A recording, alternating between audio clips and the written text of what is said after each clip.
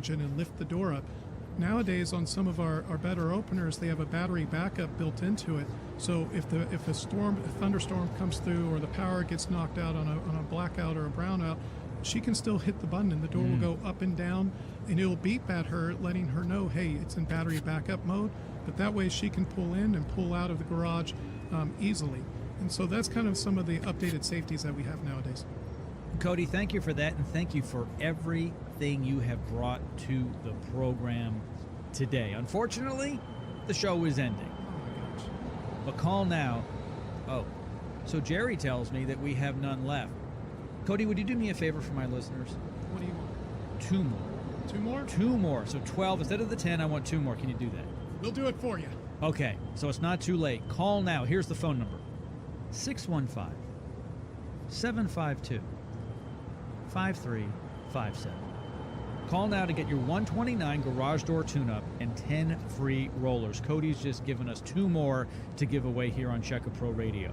A $350 value for only $129, and he's throwing in a 29-point inspection for your garage door system. Call right now. 615-752-5357. Cody, as always, thank you for joining me today on the show. Thank you for the opportunity. This is the Checker Pro Radio Show. This is Primetime Sports, WGNS, Murfreesboro, Smyrna, 1019, 100.5, AM 1450, WGNSsports.com, Big GTV, streaming video, and always at the game. The game. It's where you've had breakfast with the coaches for decades. It's the Prentice Alsop Heating and Air Coach's Corner, fueled by Donut Country and McDonald's. We'll sit down with the coaches to talk about their most recent games and the matchups ahead. Now, from WGNS and Big GTV, it's the Prentice Alsop Heating and Air Coach's Corner.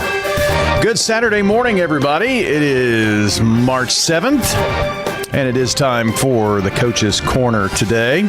You are going to have a treat between now and say 11:45 or so. That's right. We have got a full slate of coaches coming in here this morning. We're going to be talking baseball, softball, girls and boys basketball today. So a jam-packed show. We'll start off with that. I'll give you the schedule here in just a second.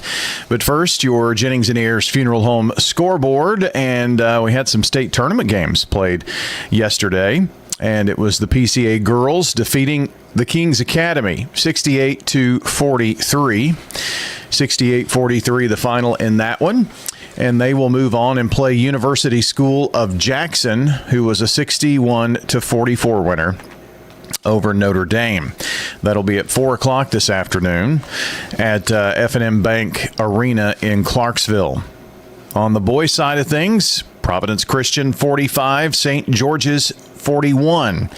A big win for the PCA Lions as they're back in the championship game, where they will play BGA, a team that they're very familiar with. PCA is 3-1 against BGA this season, so they're playing for a 5th time. They lost the first matchup January 2nd, but have won games January 29th, February 14th, February 21st, and will play again here on March 7th. So, that's what's going on with Division II basketball. So good luck to PCA girls and boys. And if you're headed to Clarksville to cheer on the Lions, we wish them good luck. Also in basketball tonight, it's girls sectional night. Rutherford County has 2 teams left in Division I girls basketball. The Blackman girls, who defeated Stewart's Creek 55-17, will play Nolensville, who lost to Page 54-43. So Page will host Stewart's Creek since they lost the region championship game. Those games are tonight. We're going to be at Blackman for the Blackman-Nolensville game and getting updates on Stewart's Creek Page. Tonight on WGNS, our pregame coverage beginning at 6:45 with a tip-off at 7 o'clock. Then in boys, we'll do the same thing all over again. And in boys on Monday night, we have the... Eagleville boys at home as they defeated Richland 53 to 34. Playing Perry County, a loser 44 to 42 to Wayne County. So Eagleville will host Perry County, the runner-up from Region 6. It will be the Blackman boys at home, and we're going to broadcast that game for you. The Blackman boys were winners this past week over Oakland, 45-43 in overtime. So Blackman will move on. They will play on Monday night, and the Oakland boys will travel on the road. So that's a look at what's coming up there in boys basketball. Girls State will begin next week, and just a peek ahead, the 4A games would be played at 9:30, 11, 12:45, and 2:15 on Thursday. So that would be the first round quarterfinal games. 9:30 a.m., 11 a.m., 12:45 p.m., and 2:15 p.m. So there you go with that. There has been some coaching news from this week. Michael Voss earlier this week stepped down after over a decade at Riverdale. Michael is going to stay on at Riverdale and help with in a supportive position within the school's athletic department. Wanted some more time to have with his senior and junior daughters who are high school athletes, and then his young son in elementary school coming up through. So we wish Michael well. Michael's been a great friend of the show. He's never missed a coach's show. And we certainly appreciate his dedication to that. Same for Matt Rigsby, who stepped down yesterday as the head coach of the Siegel Stars. 5 seasons for Matt Rigsby at the helm of Siegel, the head guy there, of course. Now, he spent 4 years as an assistant to Dyron Birdwell before Dyron went to Oakland to take that job a few years back, and then he was promoted to head coach. But we wish Matt well. Of course, he's got kids that are playing ball and good athletes, and, sometimes there's a time to just take and focus on the family. He's going to stay on at Siegel in a supportive role with athletics. And we wish him well. Another great friend of the Coach's Show. Well, we are going to head on out to a commercial break. Here is our show, this schedule this morning. I was packing up, and that's one thing that I meant to tell you. We have got a list of wonderful coaches coming on here this morning. And here we go. Siegel baseball coming up here in just a couple of minutes. John's going to take you through Siegel baseball, Smyrna softball, and then Blackman girls basketball. Then Danny will be along for Blackman basketball boys, Oakland boys basketball at 10, Blackman baseball at 10:15, and Stewart's Creek girls basketball at 10:30. And then I will be along for conversation from Oakland softball, Eagleville boys basketball, Eagleville softball, and MTCS girls basketball. A loaded Coach's Show coming up for you right now on WGNS, Murfreesboro, Smyrna, and Big G TV.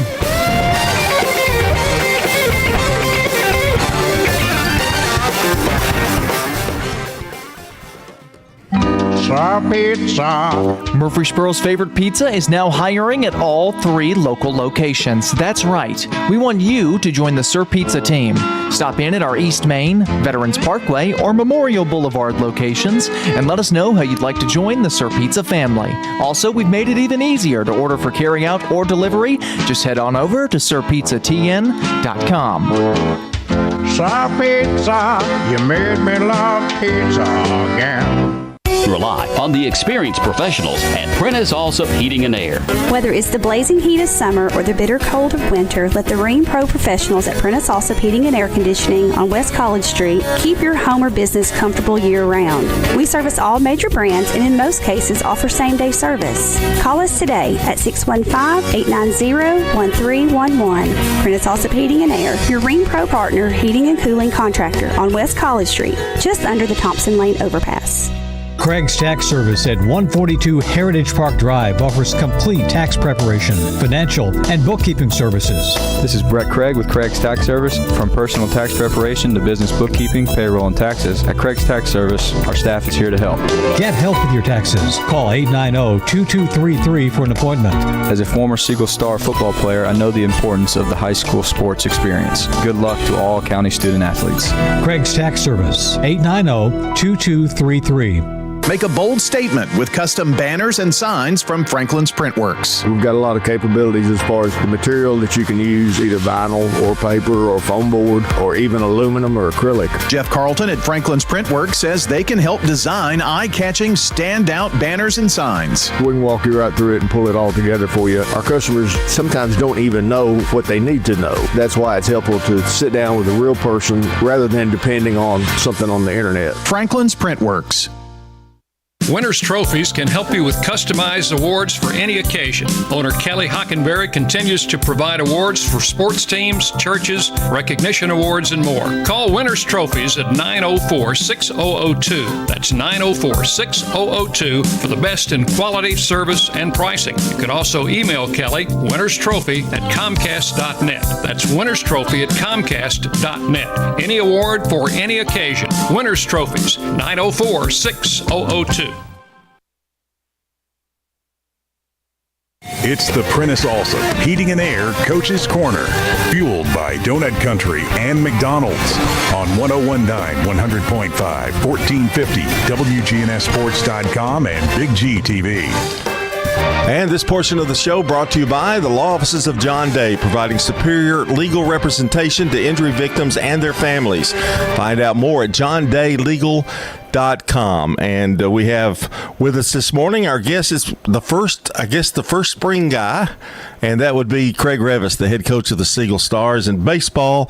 And Coach, it just seems like baseball starts earlier and earlier. I don't know.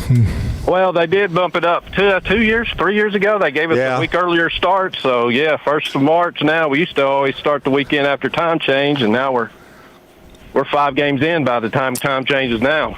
Well, I tell you what, as far as we go with basketball, by the time we get to you guys, sometimes it's almost close to you're playing district games. I mean, that's how close it is.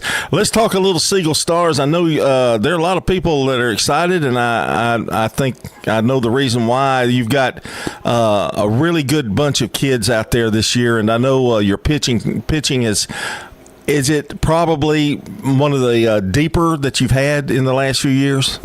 Oh, well, it may very well be the deepest I've ever had in 30 years. Wow. So, we go 7 or 8 guys deep that we feel like can go out and compete. And, we got Division I arms. We got guys throwing 90, 91. We got guys that are throwing strikes. So, we got a couple left-handers. We go, so we got, we feel pitching-wise we can compete with anybody. And, as long as they go out and throw strikes, they're going to give us a chance to win every night. Everybody, and we've had this talk before, and just like in the locker room or whatever, we've talked about you got to have pitching to get to where you go and to get to the state and that kind of thing. But more importantly, to get through the season and try to stay away from the injury bug, and it hits everybody.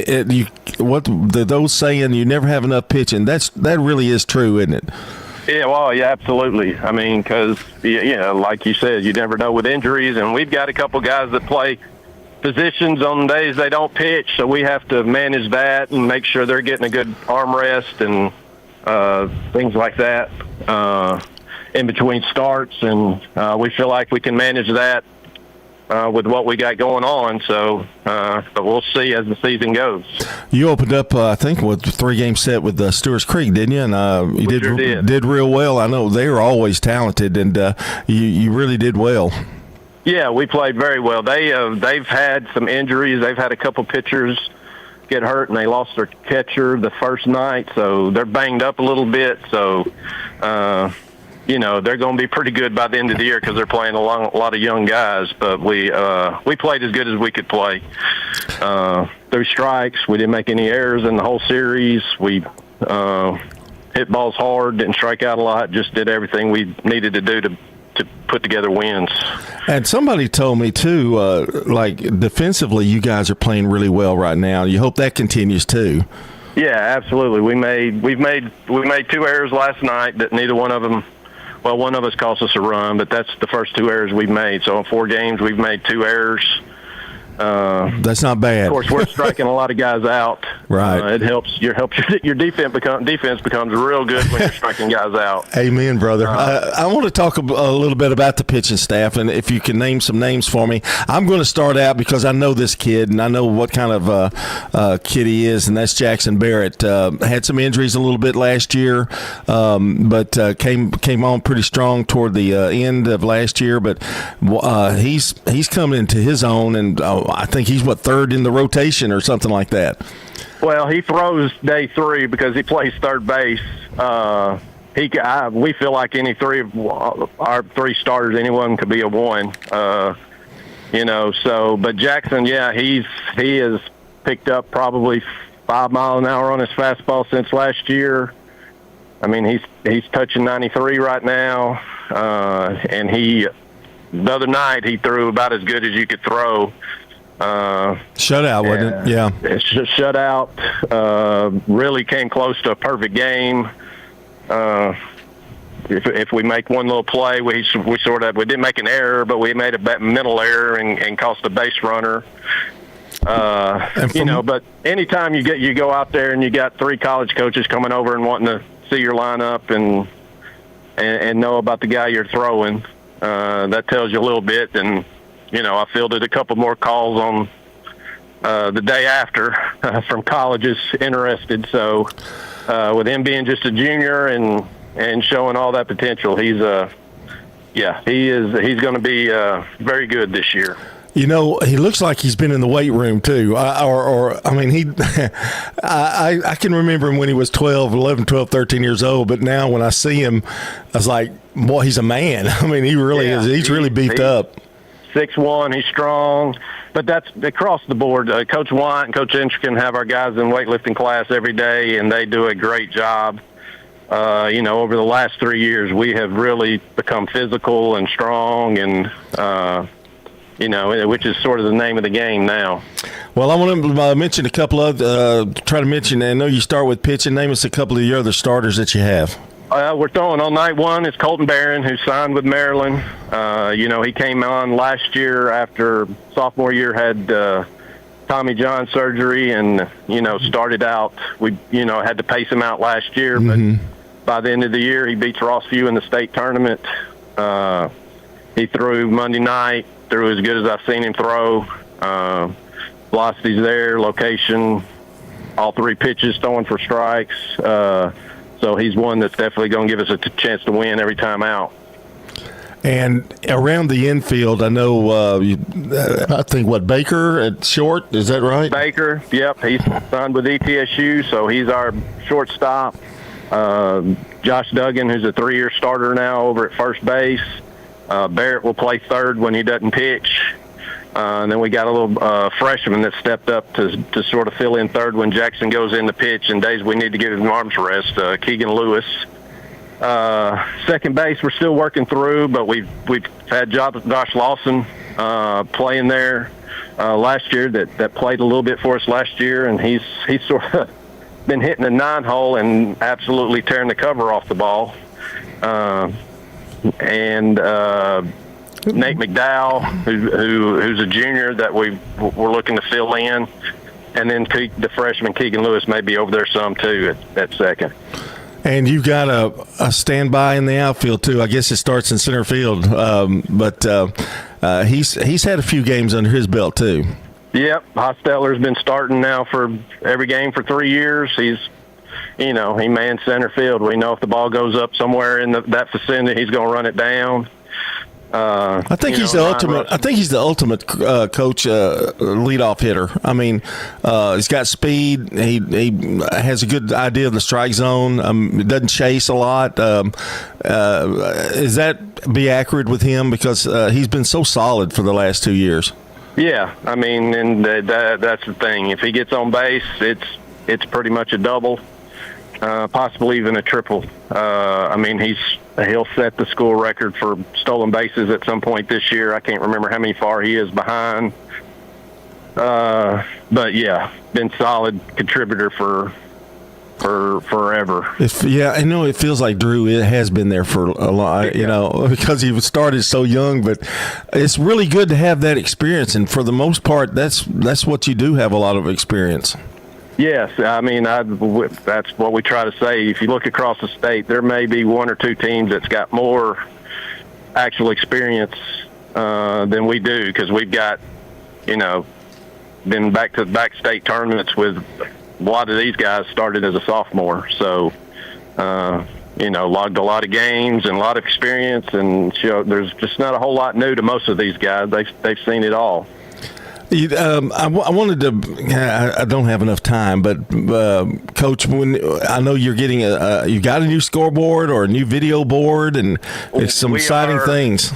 Yes, we're waiting on. If anybody works for MTE out there, we're waiting on MTE to come hang a transformer and get us going. We've sort of been waiting on them all week, and I'm hoping they'll be here Monday. But we'd love to come back out. We've got a 27 by 13 video board, and they still hadn't got, we're going to put a big star on the top of it and stuff, and that hadn't quite got finished. So hopefully by the end of next week it'll be going, and but yeah, it's very exciting to have something like that.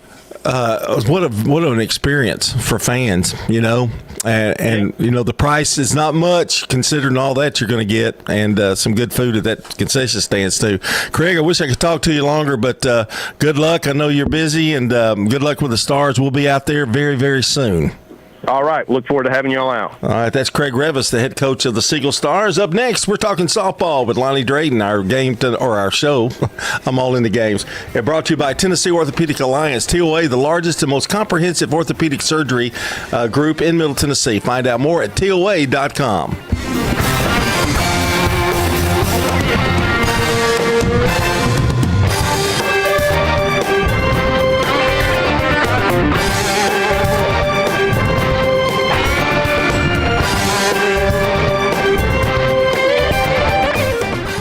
When it comes to your child's health, you want care that's close, convenient, and centered around the needs of your family. At MMC Pediatrics, we're more than just doctors. We're partners in your parenting journey. Here for every growth spurt, for every boo-boo, every fever, and every flu. Our team approach means that your child always sees someone that knows them. We are MMC Pediatrics. We are right beside you. Every step of the way. So what if your roommate decides quick, convenient, efficient. 3 words that we all hope to experience when we do business. Our goal at JHA Company is to bring just that to an industry that's traditionally dictated to the customer when it's time to do business. Whether you're purchasing class pictures in a yearbook, class jewelry, a letter jacket, school spirit wear, or senior graduation products, we strive to make the experience quick, convenient, and efficient. Find out more at jhacompany.com. JHA, your one source for an unparalleled scholastic experience. I'm Good Neighbor State Farm Agent Celeste Middleton, and I'd love the opportunity to talk to you about the significant rate decrease we're experiencing now. Let me compare coverage and possibly save you hundreds on your home and auto. Call me at 615-895-2700. Hey, it's Brian. I want to tell you about my bank, First National Bank of Middle Tennessee. In a world that's changing, replacing local with global, personal contact with a screen, and human expertise with AI, I'm happy that First National Bank of Middle Tennessee is here in Murfreesboro with real experts that will show up to get the job done. 2 locations on Gateway and Memorial Boulevards. First National Bank of Middle Tennessee. We show up for you. Member FDIC, Equal Housing Lender, NMLS 401715. Tennessee Orthopedic Alliance takes great pride in treating local athletes here in Rutherford County. Experts in joint, bones, and muscles. And with over 65 specialists, TOA has a playbook to get you back in the game. To request an appointment, visit TOA.com or call 855-NEED-TOA. Tennessee Orthopedic Alliance. TOA. Live your best life. How about a fix for your sweet tooth? Donut Country is open 24 hours a day to cure your cravings. They've been serving up the freshest donuts in Murfreesboro since 1978. There's just something different about donuts from Donut Country. Bo and Cindy Davis and their wonderful staff will greet you with a smile, and you'll see all donuts aren't created equal. Fresh donuts anytime you want them 24/7 at Donut Country on Memorial down from Clark. And they're open each morning on Middle Tennessee Boulevard. Check out their Facebook page for specials and promotions. Nothing else compares to Donut Country. Open 24 hours. It's the Prentice Allsup Heating and Air Coach's Corner, fueled by Donut Country and McDonald's on 101.9, 100.5, 1450, wgnssports.com, and Big G TV. And the Coaches Show today brought to you in part by Parks Auction Company. Let their team of experienced and professionally trained staff utilize the auction process to sell your property. Find out more at parksauction.com. John Dingens back with you for round two, and we've got Lonnie Drayton here, the head coach of the Smyrna softball team. And Lonnie, my first question to you is, do you have your voice back? I think it's getting better, but I don't think you're ever going to get it back, Lonnie. That's what I was about to say. I think this is a permanent fixture at this point. No more singing in the choir for you, pal. It's really sad, too, because I had such a beautiful voice before this coaching thing. Well, maybe when you retire, maybe you can get back. Maybe. That's right. Hey, I know it's been basketball is over. It's time to talk about some softball, which is kind of a good thing in a way. You know, you've tired of softball. You know, it's been a long season, but you've got softball to look forward to after basketball. And let's talk about the Smyrna Bulldogs and tell us a little bit about them. And of course, it starts with pitching and that kind of thing. And how are the Lady Bulldogs? Well, as you know, we in the last couple of years we have lost some phenomenal players due to graduation. Yes, and phenomenal pitching. I mean, Desi Nobo, she's at MTSU playing right now. You know, Riley Gray. You know, we've had some standout kids in the last 5 or 6 years. But I'm gonna tell you that meant we had some kids waiting their turn. And in one of the pitchers, we're going by committee more this year. But I say that, and we played one game so far against MTCS, and Sarah Quintal, she absolutely was dealing. It was beautiful. She pitched all 7 innings. I believe 8 or 9 strikeouts against a really talented team right there. And she led us to victory right there. I knew she was really good. But, given her opportunity, she's had quite, a couple opportunities in the last couple of years. But now when the circle was hers, she was like, she didn't want to relinquish the ball. And we were going to ride her until we couldn't at that point.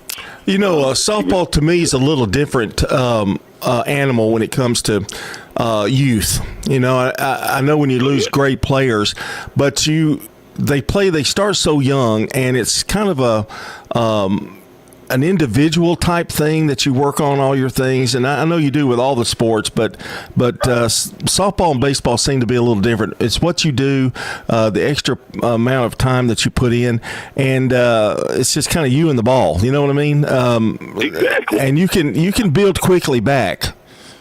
That's right.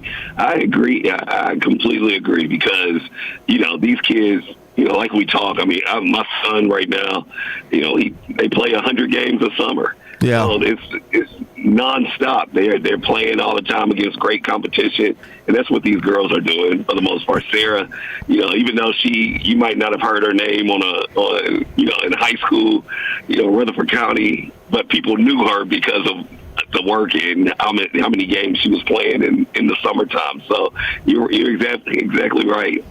Youth sometimes is a weird thing with softball. Let's talk about the infield a little bit, and I'm sure you had to replace some people there too as well. Oh yeah. Well, we had we had to replace a couple of people, a couple of college commits, Talia Paredes and Shayla Skalnick, but. I'm gonna tell you, we got to fix. I'll put her against any. I mean, she plays. She's our shortstop, and she started since our freshman year. Not at short, but she's been mixing in at short and second. But Kylie Travis, that's a name you really want to mark down. I told the kids in practice the other day. I said, look, when somebody walks out to our field, you may not know who the best player is, but you know the player that's packing the most energy and having fun. Right. And it's fun to watch. When kids are every ball that you get a chance to, they just, you've seen those kids that are just diving after everything, even in practice, because it's fun. Mm-hmm. They want to be, make that. She's that kid. In games, she plays with that kind of excitement, that kind of energy. It's just fun to watch her. Well, that kind of energy spreads everywhere, doesn't it? I mean, it really does. It really does, because she makes a play like that, and then the outfielder, Aaliyah Barnes, is diving in the outfield trying to make that same play, and it's like each kid's trying to top each other, to add some excitement in the games and practices. So it's really entertaining to watch, even though this is one of the younger teams and lesser experienced teams I've had in a while. They are high energy, and the motor is high, and I think they'll really surprise some people that really doubted them early.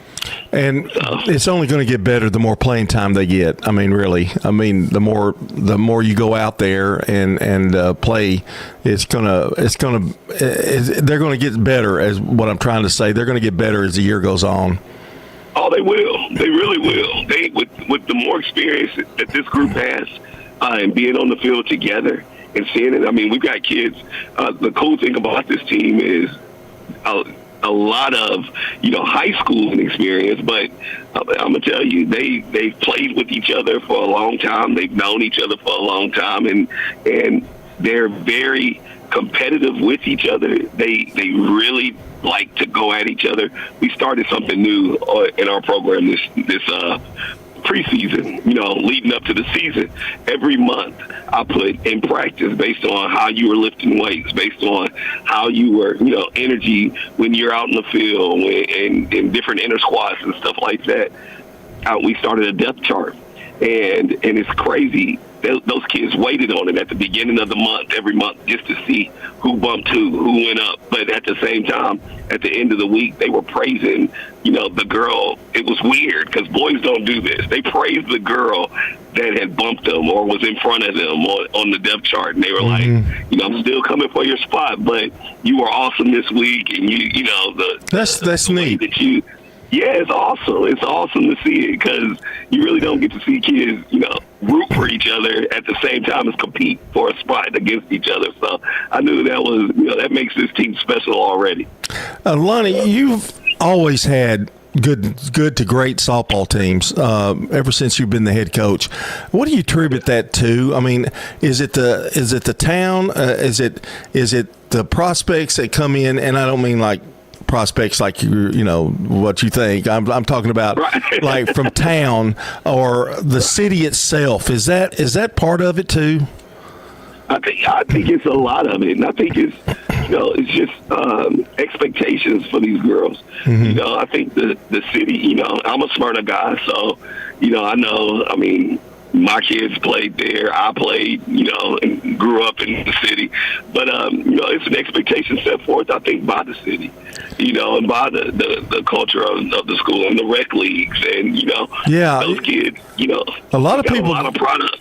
Yeah, a lot of people don't know, but y'all were, the town of Smyrna was one of the first to have a really huge recreational softball, baseball facility out there. I know out by the airport, and y'all you've only increased all that, so it's always been solid, hasn't it?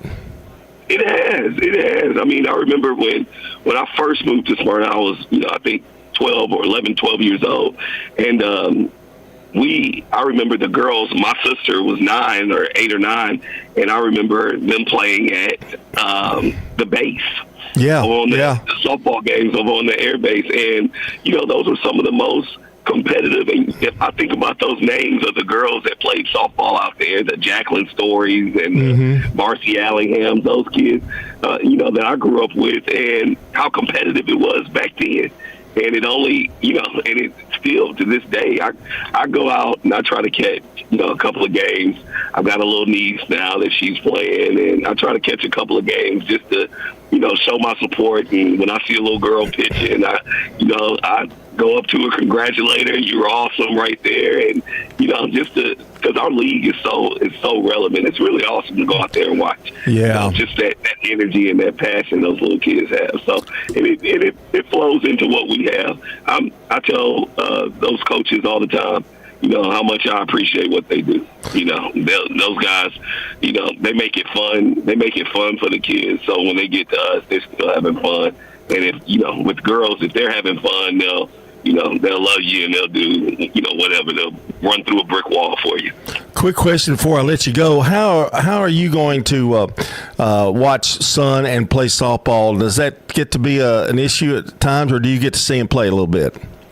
Yeah, I'm about to watch him right now. That's what I'm in the parking lot. They're about to play Clarksville Academy.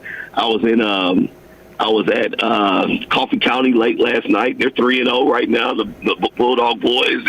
He's awesome. Shortstop. He's making some as a sophomore. He's making. I don't give him credit much, but last night I had some Coffee County dads came up to me and was like, "Who is that shortstop?" And I was like, I was proud to. When you're proud, you're like, "Yeah, that's mine." Now, when he struck out once last night, I was like, "That's his mother's. That's her. That's her kid." there you go. Lonnie, hope you have a great softball season. I know that you'll have the Bulldogs ready to go. It's a tough district, but we'll see you. We'll see you soon out there at Smyrna. All right, I appreciate it. Look forward to seeing you guys. Thank you. All right, that's Lonnie Drayton, head coach of the Smyrna softball team. And coming up, we're changing gears. We're going to basketball. Blackman High School's Jennifer Grandstaff coming up.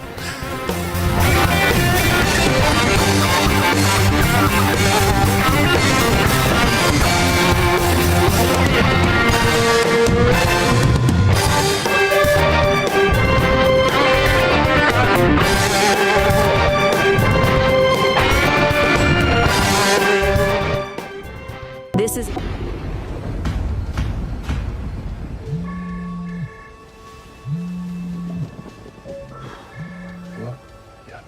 I'll be right there.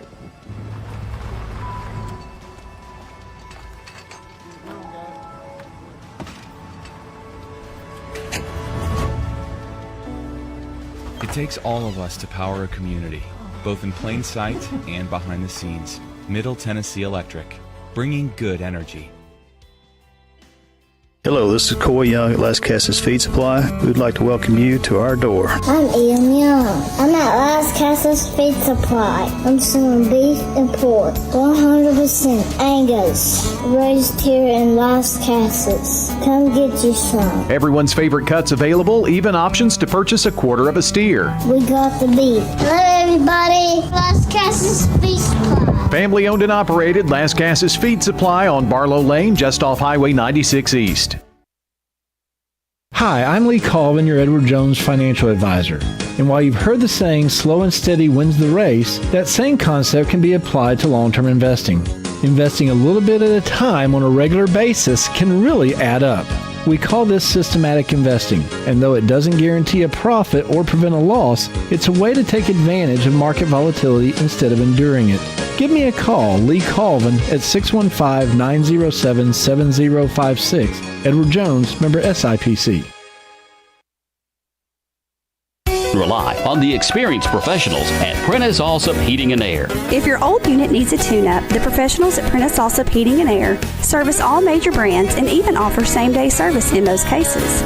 Keep your home or business comfortable year-round. Call us today at 615-890-1311. Prentice Allsup Heating and Air, your Ring Pro partner heating and cooling contractor on West College Street, just under the Thompson Lane overpass. Online at PrenticeAllsup.com. It's the Prentice Allsup Heating and Air Coach's Corner, fueled by Donut Country and McDonald's on 101.9, 100.5, 1450, WGNSsports.com, and Big G TV. You're back. Well, I'm just talking. I'm sorry. We're talking basketball. This portion of the show brought to you by Middle Tennessee Electric, serving our community by providing affordable, reliable, and safe electricity online at mte.com. We're back, and Coach Jennifer Grandstaff joins me. I don't know how many of these we've done over your career, but we've done a lot of these pre-interview things before big games. We have. And today it's the first time I actually found out how you kind of handle that. You know, a little exercise, a little get your mind off of it. But boy, it seems like it can't get here soon enough. You know, it's just like a long day, isn't it? Oh, the game, definitely. It is a long day. Just try to stay busy. Got up, did my exercise, watched a little film, headed to the gym now to meet with our kids. But it is a long day, but it's an exciting day. So definitely just going to embrace the day, and I hope our kids embrace the day and enjoy it. Well, this is it. I don't want to make it too bigger than it is, but I mean, you got to win this one, sure. And to get to the big house, and you've been through these games before. It's good that it's good as home. Yeah. People think, well, you played, a game, you handled Stewart's Creek okay, but it's more than just the win. You want to win to get that home court advantage, because it definitely helps. Sure, it's a huge advantage. You're at home, comfortable in the environment. Hopefully we'll get a decent home crowd. It's tough on a Saturday, I know, to get students out, but you're just in your routine more when we're at home. We're in our own locker room, and that's what we really put a lot of emphasis on is let's try to get home court advantage going into the sub-state once we got through that region semi. So we're looking forward to the challenge. You have worked really hard, I think, to get them playing their best basketball. That's to me a key is getting them the timing of playing good basketball. I take our friends over at Oakland that Coach Rutland had his boys, and you've always done that a little bit, though. You want them playing their best basketball when it comes to tournament time. Well, that's your goal, obviously. Yeah. You spend all season just trying to improve and groom them and coach them up and encourage them. And I thought we were playing pretty good basketball early February, and then got a little stagnant. And then I thought we really did a much better job in the region tournament, kind of locked in and understood the meaning and the purpose of, it's not just another game. I mean, there's a lot of value to the games that we're going to play from here on out. And I think sometimes kids, it's a long year. 30 games in, it gets repetitive and gets a little boredom, if you might say, towards the end of the regular season until your tournament starts. And I think we hit that little stretch, but since our district tournament has started, I think our kids have really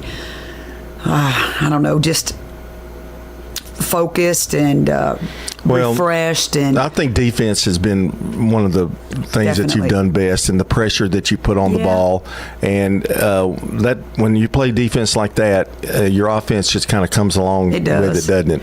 It does, and it takes a long time to establish your defense. Our kids, we weren't a very good defensive team last year, but we had freshmen last year. These kids are a lot more experienced, got a lot of games under their belt, and I think they really understand how important defense and rebounding, how important it is to our game, and they bought in, and they know that's why we've been successful, is because we've been able to just do a great job of defending our opponents. Had a tough team, Stewart's Creek, the other night. We'll talk quickly about that. But I thought of Corey and Liggins. I thought they did a really good job on the boards, getting second opportunities, or flipping it back out and giving some extra. You did really good on the boards. Definitely. I mean, we stress every day, and in our pregame walkthroughs and stuff, games are won on the defensive and in the rebounding. If you think games are won on the offensive end, we're kind of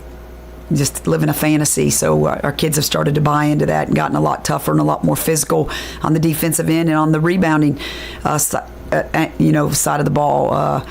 Pretty aggressive offensively, going to the boards, and I think they're doing a much better job of keeping our opponents off the board. They're a very good rebounding team as well, and I think you doubled them on that. I'm going to throw some names out here. I thought Tomlin's hitting the three at the beginning of the game was huge. I don't know why, but it just seems like you get off to a good start.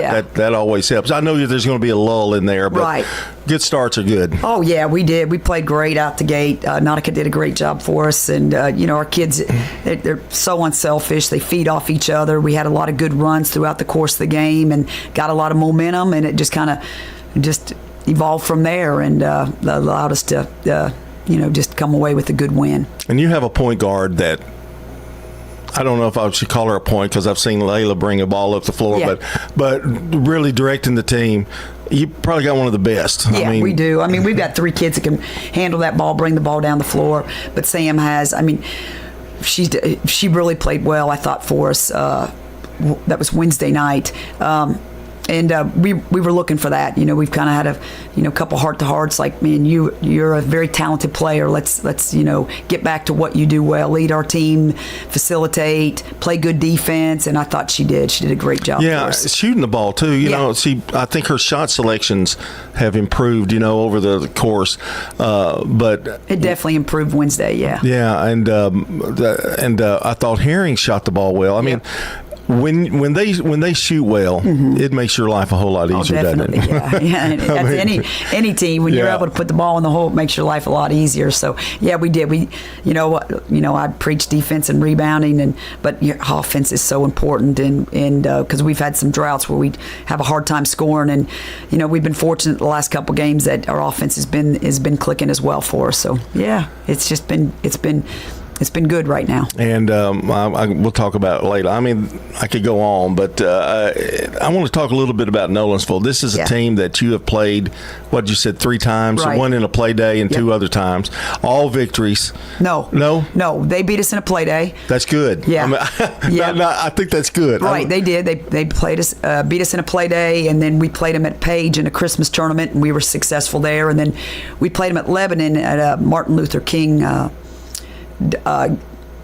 classic on a Saturday, and had to come from behind, didn't play real well, and got down pretty deep and had a good fourth quarter and rallied back and kind of found some energy and got a little momentum, and we had to gut it out, and we did. So well, the reason I said good, because I hate when we have that thing. We played them 3 times and you've beaten them. It's hard to beat a team. That takes that out of the discussion a little bit. It makes it easier. But they're a good team. In other words, they're a very good team. A lot of respect for them. They run really, really good half-court offense. They've got a point guard that is double digits. She's about averaging 15.5 points a game. Then they have 3 kids around her that are averaging right around 9.5 points a game. So they're they have the ability to score. They shoot the ball well. They play good half-court defense. I mean, they're just a solid basketball team. They really are. That area has gotten much better in the last 4 or 5 years. Sure. I mean, I think Franklin. There's several teams that were really good. Nolensville. They're all in the hunt right there. What do you? Well, I guess. What do you expect from them? Are they an experienced team, or are they junior?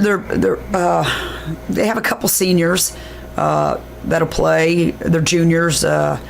Coach's daughter is a junior. She's a really good threat on the perimeter. She is starting to post a little bit more. Their point guard is crafty, can get downhill, but she's shot the most threes on their team, so she can shoot it. Is definitely a tough guard for us. They got an inside game that very good at crashing the O boards. They run really good spread offense, kind of more like a Princeton offense, where they get a lot of ball reversal, a lot of back screens, some flare screens. They're just patient offensively. Let the game come to them. Knock open threes. So we just got to be ready to roll. They're a little similar to you guys a little bit, A little bit. I do, Jennifer, love the way that you kind of intertwined the 2 posts, the 2 bigs. Yes. Corey and Liggins, and they seem really comfortable now. A lot more comfortable than maybe they did early. But I mean, they know their what their job is. I think. Is that true? I do think they have settled in, doing a great job for us rebounding, both on both ends of the ball, expecting the ball when we get downhill and our kids do draw a lot of attention, so they're a little bit more aware of that ball's coming to them when they draw the big. But like you said, I think they just look more comfortable out there, not so worried about making a mistake, just be playing a lot more aggressive, not very hesitant. And, when they both come to play, that's a nice inside game for us. They really know their right now. I think they know their role. They do. And you can teach a girl post moves all you want, but there's not many Shelbys out there that could do what she does. Nah. But they really contribute, and to have two of them is and just defensively, right? They put their hands up. I would think that helps. You're right. We talk all the time, like ladies, just put your hands straight up, show your palms to the ceiling. You're gonna, if they make a tough two over that, they make a tough two. Let's not just bail out the shooter. Don't bring your hands down, because they are just such a huge presence inside. And then when they extend those arms up, that's a tough shot to make. So they've improved in that as well. So we'll see. And I am going to mention Layla because we're at the end, but just a tremendous talent. Yeah. And I get mad at her sometimes because I don't think she shoots enough. I think she overpasses. I thought she did a little better job of that the other night. She went to the basket. Yeah. But going to the glass. Is her strength, really. Layla's really stepped it up. I think it's just a learning curve. She's gotten a lot more aggressive. I think she's put a little bit more expectation on herself, has created offense, found other ways to score. She's just such God-given ability, has just really improved throughout the course of the year. Unselfish, great rebounder, great teammate. She's just fun to coach, that's for sure. It's Nolensville tonight, 7:00 at Blackman. And before I let you go, I want to tell you, I saw one of your former players. She came up and hugged me at the game the other night, Jessica Todd. Mm-hmm. And I'm like going, it's really wonderful because you really do have a lot of players that come back and I've got watch a lot your of great games. followers. Jessica Todd, Ella Floyd, Jenna Webb, Renee Gaines. They've been True Blue fans for a long, long time. And that's really big key. That's what you're going to remember. The relationship, Jennifer, good luck tonight. Thank you so much. All right. That's Jennifer Grandstaff, the head coach of the Blackman Blaze. And coming up, I don't really know who's next, but it doesn't really matter. We're doing spring sports too today. This portion brought to you by Middle Tennessee Electric, serving our community by providing affordable, reliable, and safe electricity online at mte.com.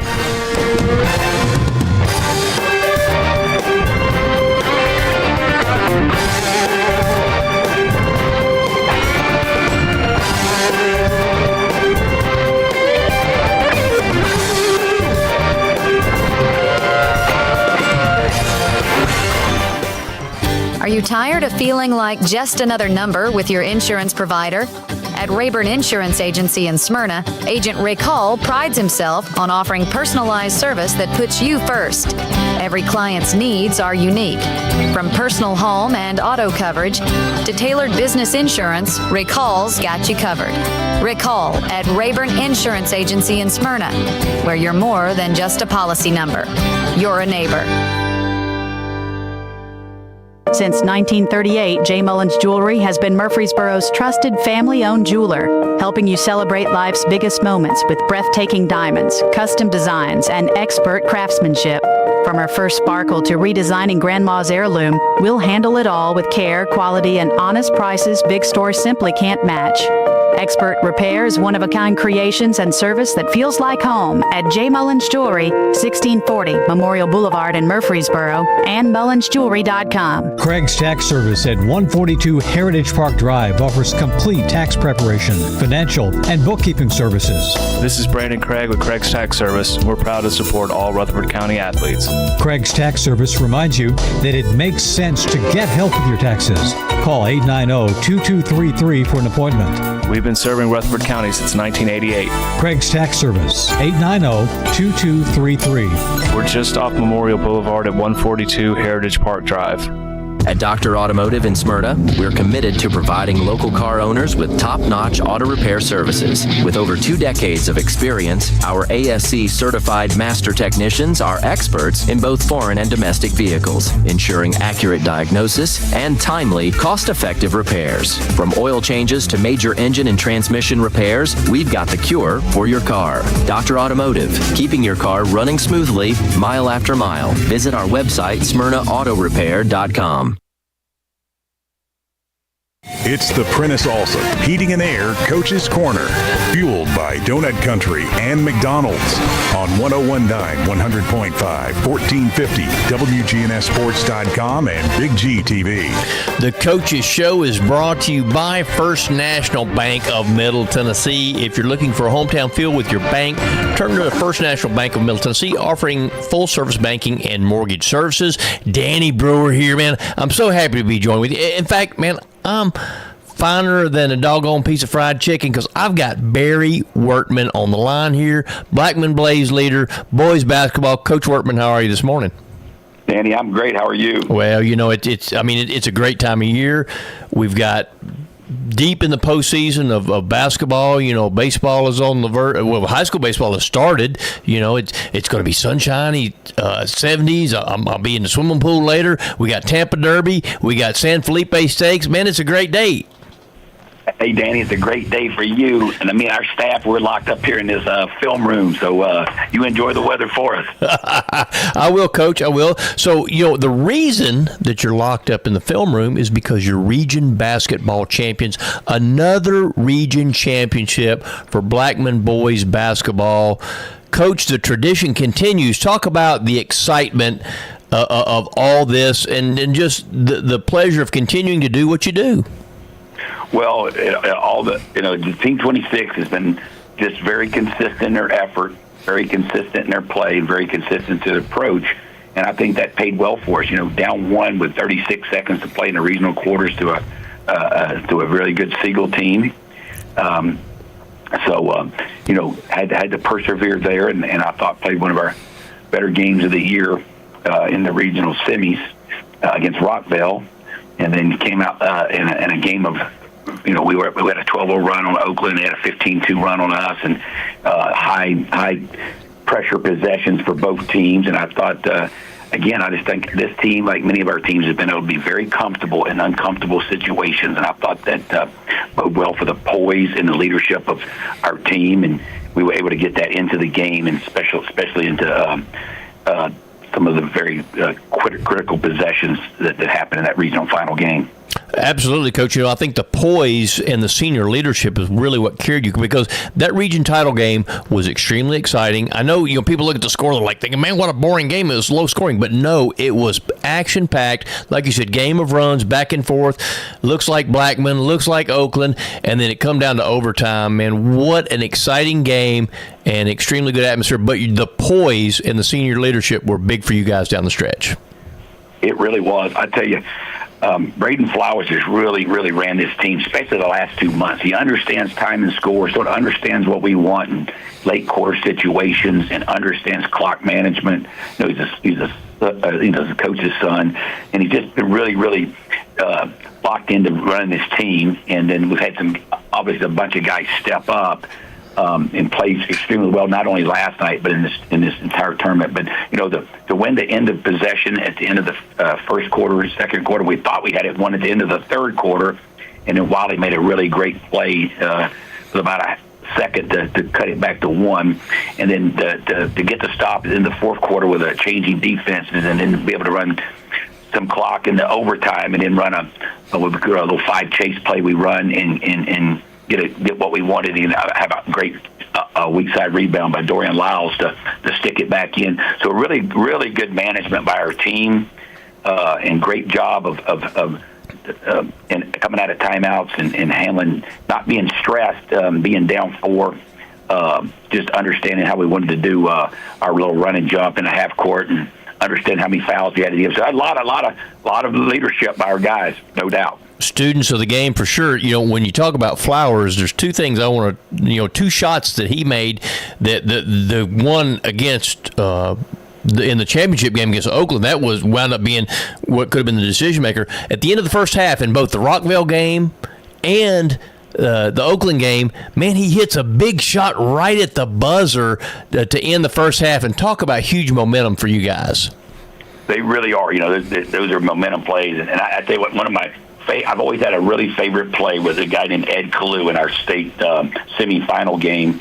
We call it a shiny moment play. We show him a shiny moment from the NCAA tournament before every time we leave to play in a tournament game. And that we work on some special situations. In one of our special situation days, we work with about 5 different guys that could throw the baseball pass, and just practice that home run play, we call it. And Lathan also, he sort of emerged as a really good arm, and he throws the ball on a rope. And with 1.1 second left, Lathan just threw a razor home run pass to Braden, right on time, right on target. And then I thought Braden learned. We were in Alabama and had about a second and a half left against a really good team in Alabama. And he sort of quick shot it. We talked about, and he did a great job of catching it, pivoting, getting a great look at it. And I thought both of that play, pass and Lathan in the basket, was just those things create so much energy. It was just great plays. And then and I think I go back, so many big shots. Caden Avant's pitch ahead shot when we're down 5 to cut it to 2 off a little zone overload play, and just so many good plays by our guys. Keller Jackson had a huge play to extend the lead for us. And so some big-time plays from some guys, no doubt. Absolutely right, Coach. When you look at that game, overtime, you win on the last second shot. There's so many things you can look back at that were key moments in that game. One of the things I want to talk about, of course, obviously you're a horse player. I'm a stupid horse player. So we're going to make a parallel here. In the Azari Stakes at Oaklawn Park today, Older Filly and Mares, Nitrogen is a heavy favorite, but there's a horse that's right in there, Standout Sensation.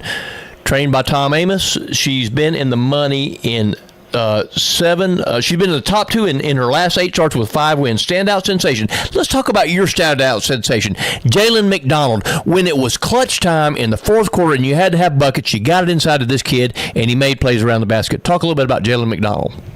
She really did. I give credit to Jalen and our team. You could easily settle or take quicker shots against, especially in zone offense. And we did a great job of identifying it's not as easy as it looks. He played below the zone, and he got some opportunities on ball reversal to slam the zone, and we threw him open. He was able to hold his seal and make plays, but I think the biggest thing he did in that game was he funneled back in some misses on that offensive glass. And we call it, with the best pass in basketball is an offensive rebound. He was all over that glass for some big plays in that game to funnel it back in. 24 points, 12 rebounds, and in a low-scoring game like that, amazing. And he's just been so good and so consistent for us all year, but especially during this tournament run. Absolutely right, Coach. Well, let's talk a little bit about tonight. We're game planning for Ravenwood. That's who you host on Monday night. Let's talk a little about Monday night. Monday night, you host Ravenwood, sub-state game at Blackman. Tell me a little bit about that. Well, we've gotten into them pretty good. I thought that Williamson County basketball is probably as well-played basketball as in our state the last 10 years. A lot of talent, extremely well-coached, a lot of good players. And it's amazing. They've sort of emerged. I've talked to pretty much every coach on that in that region over the last 24 to 36 hours. And the thing you consistently hear about is how connected and together and how they play through a really good player, maybe one of the top 5 or 10 players in our state. He scores it at a high rate. They play off him extremely well. You just tell how good they are. And they'll make you guard. They run great offense, but they know who they play through, and they all play off him extremely well. They got a lot of size, a lot of physicality. So they'll make you guard sometimes 2 and 3. I wouldn't say 3 minutes, but minute and a half if they don't get what they want for their best player. So we're going to have to value possessions like we did against Oakland, because if you waste one, it'd be like wasting, be like a 3 or 4 possession game. They value possessions. They're physical. They guard like crazy. And Coach Hooper's done a phenomenal job of bringing that team together. So it'll be a tall test for us. But at the same time, I love our team. I love how we're playing. And it'll come down to two teams that'll sort of mirror each other in terms of how they try to play, and I think that we'll be in a really good situation to play extremely well on Monday night. Well, Coach, you've done a great job throughout the year of preparing your team for these moments because of your style of play, because you guys have pretty much valued possessions all season long. We do. We try to play as fast as we can in transition, and then the better teams you play, it's not as easy to score. So we're built for tournament basketball, we like to think. So is Oakland. I give Coach Rutherford so much credit. He really did a great job with his team, and that was two teams that were sort of built for tournament basketball, playing at a high level last night, in the region finals. So credit to his team, credit to our team, and I do think both of our teams will really be ready to play in these sectional games. Coach, we appreciate your time. Certainly wish you the best of luck. 7 o'clock tip-off over at Blackman Monday night. They host Ravenwood. Coach Barry Wordman, appreciate it, buddy. Best of luck. Thank you. The Coaches Show is brought to you by State Farm agents Andy Womack, Dana Womack, Celeste Middleton, Alex Williams, Ron Reeves, and my boy Emerson Williams down in Smyrna. Like a good neighbor, State Farm is there.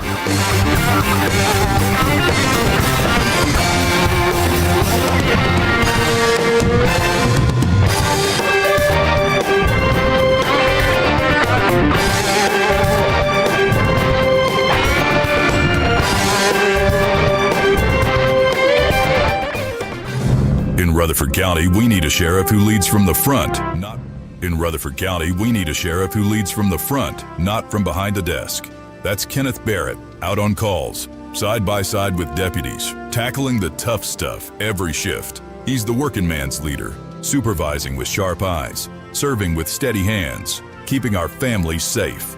Born here, raised here, he's ready to protect here. I'm Kenneth Barrett, running for Rutherford County Sheriff, and I'd appreciate your vote. Paid for by Kenneth Barrett. Company will get the top dollar for your property.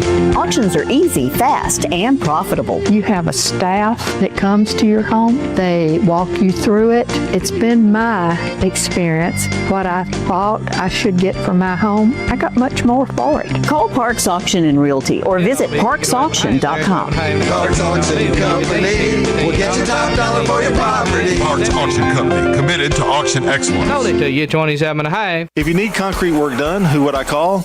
Dan Franz Concrete. Here's why. He's local. He attended Walter Hill Elementary, Oakland, and MTSU. He served our community as a school resource officer for 9 years, and he's involved in the community. This is Dan with Dan Franz Concrete, wishing all Rutherford County student athletes a great season. Study hard, play harder, and be safe. Dan Franz Concrete is a licensed and insured residential and commercial concrete construction contractor serving Middle Tennessee. Check out danfranzconcrete.com online to see some of their work. It's the Prentice Allsup Heating and Air Coach's Corner, fueled by Donut Country and McDonald's on 101.9, 100.5, 1450, WGNSsports.com and Big G TV. The Coaches Show is brought to you by the Losses of John Day. They've helped thousands of people get the legal help they need when they've needed it the most. If you've been injured, call the law offices of John Day. Danny Brewer back with you. You know, I'm happier than a hog in slop right now because I got Tony Rutland, the Tony Rutland, sitting here beside me for the Coach Show, head coach of the Oakland boys basketball team. Coach Rutland, how are you this morning? I'm good. How are you? Well, man, I'm real good. I was just talking with Coach Wortman about what a great time of year it is deep in the basketball season, and you know, and the sunshine, the warm temperatures, and Tampa Bay Derby, and all kinds of stuff going on today. So this is good stuff. I want to talk a little bit about the success of the Oakland Patriots, because I think at one time you guys were 3-15. Yes. And so you made it all the way to the region championship game. Was it a 13-game winning streak? 11. 11-game winning streak. Okay, so part of that 11-game winning streak, I think has to do with your staff, because you've got to continue to cultivate the talent and get them to believe. I want to talk about a kid that you got to respect, Zion Swader, 1,000-point scorer at Siegel. Yes. His daddy's got deep roots at Oakland. He's a Hall of Famer, Alan Swader, the old ABC gang, prior to Walter Hill. Yep. So talk a little bit about Zion and the rest of the staff and how they've helped you cultivate this group. Zion is a younger guy who just finished playing college basketball, and I thought it would be great to have a guy who can develop our younger guys. I knew that I would come in and I would have some guys that were just not experienced and didn't really have enough playing time on the varsity level. And why not have somebody who played at the next level, instill his passion. I just remember coaching against him when I was at Stewart's Creek as assistant. He was just a hard-nosed guard that did whatever he had to do to win. They did go to sub-state when he was a player, so he has that experience as a player. So, for him to instill his experience has been one of the best things for us. So let's talk a little bit about the run and everybody buying in and all that kind of stuff. You got to be so happy with these kids as far as understanding defense. I know that's one thing we've talked about in the past, defense and team mentality and valuing possessions. Yeah, ever since I've been at Oakland, the coaching staff, we believed in our team. It was just a matter of our guys believing in themselves. I think we had to change a couple of culture things, meaning get out of being one-on-one, not playing defense, taking off here, because every possession counts. And so they started buying in. I thought that when we beat Louisville Male over the holidays, I think that kind of clicked for us to say, hey, we can actually play. And so, we're playing great, but we're not playing the best, I think right now. If we can get all 5 guys on the same page, I think you'll see a different level of play. We only have 1 game left, so if they can bring it out on Monday, I think it'd definitely be great. So talk a little bit about a couple of the guys. I want to talk about Josh Wiley, a kid that can take the game over at times, and a really big-time player. Yeah, Josh, he's strong. He's a guard that, can handle the ball, get to the basket. I think he could take the bumps. And that's what I really like about him, especially towards the end of the game. If it's going down, I think he knows how to create a space and maybe get to the basket, maybe make the right plays here and there. But overall, he's stepping up. He's shooting the ball well now. And, I think he's out there having fun. That was the biggest thing for me, is to let him have fun, make sure that he's not harping over any bad plays, because when he's smiling, you could tell the difference in his play. He's left-handed too, and that helps, right? It does. And I joke with him all the time. He does miss a lot of left-hand layups to be a lefty, but he's worked on it, and he's been crucial in the last couple of games. Well, he just seems to be able to get his shot off, because he takes it in there, draws contact, and he finds a way to get his shot up, whether it goes in or not. Sometimes he gets to the free throw line. Yeah, and I told him, I said, you have different type of guards, especially point guards. You have fast, quick point guards like Bama, Kamani Bass. He's very quick, get to the paint as quick as he can. And then you have Josh, who try to load you to sleep and then try to get to his spot one way or the other. And, being strong, upper body, and he's able to finish at the basket, it helps him a lot. Talk about Sanders, a kid that is a threat to score every time he touches the ball. Man, he's shooting the ball. He's a workaholic, and, we really love his work ethics. I think, he still has a lot of growth to come with his career, but he's always in the gym. He puts in the work, and it's starting to show. I think he still has a lot of growing to do, and I think he's coachable. He's learning. If he can learn how to use his size, create contact, I think getting to the basket will be really key for him. Because he's a bigger kid. When you first look at him from a distance, you think, oh well, I don't know how big he is. But then when you stand next to him, you realize, man, he's like 6'2", 6'3". Yeah, I think he's grown. He's got a lot bigger than that. He's still growing, still young. For his size and length, for his wingspan, for him to shoot over guys, you would think that, that's not a good shot. But he's so lengthy, and he could just rise up and shoot over people. So is the next step to his game learning the pump fake and taking it by somebody, you think? What do you think, Coach? Yeah, I think that, and I think, working on his ball handling skills. I think, sometimes being taller and lankier, it's harder to get by people because, you are taller than people. But, short, quick moves for him would definitely be key. But, getting to the basket and get to his spots, I think he'll definitely, because people are going to know he can shoot, and I know he can do it. Right, because they're going to come in because he can shoot. So if they come at him, just like I said, that pump faking, man, and then you can take it right by him. Yeah, and he's done that a couple of times in a lot of big games. We want him to be more consistent with it. But, once he gets in his head that, he can do whatever he wants on the court, he's going to be dangerous. So I want to talk, obviously, we got to talk about horse racing, Tampa Derby today. Power shift. I want to, we're going to correlate power shift to Oakland high school basketball. Power shift, he hasn't broken his maiden yet. He's only raced one time, but he's in the Tampa Bay Derby, trained by Todd Pletcher, son of Constitution. He's 7-2 on the morning line. I think he's really live. The power shift at Oakland, because you played a lot of young players. How many, at the end of the game, because, the Blackman game was a great game, back for both teams, whether you win or lose. At the end of the game, how many younger kids did you have on the floor? I pretty much had a lot of younger. I think I had everybody coming back that was on the court. I think Josh might have been the only senior that was out there, if not Yeshaya. But, I had juniors and sophomores out there, and sky's the limit for us next year. I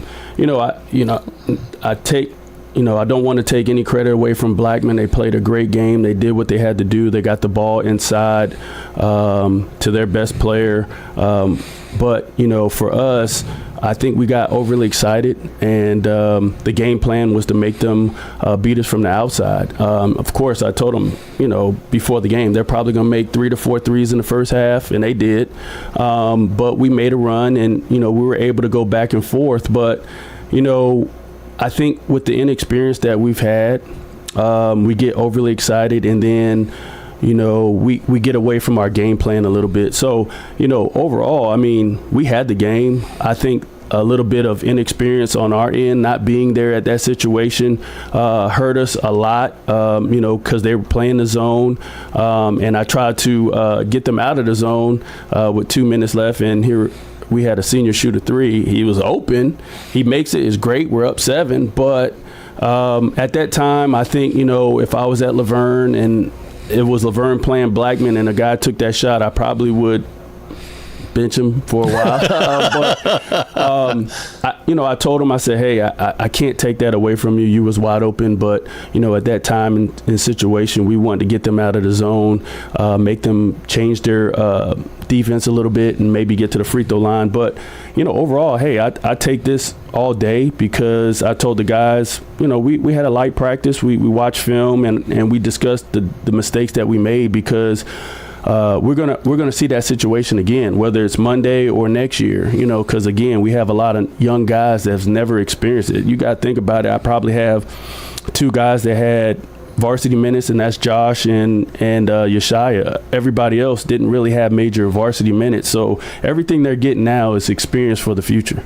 That power shift, to play into that one more time, the runs, because against Stewart's Creek, you're down, you go on like an 11, 12, 13-0 run in the second half. The same thing happened at Blackman. You're down, I don't know, it was like 23 to 12, 25, 12, something like that, and you come back with a huge run and take the lead.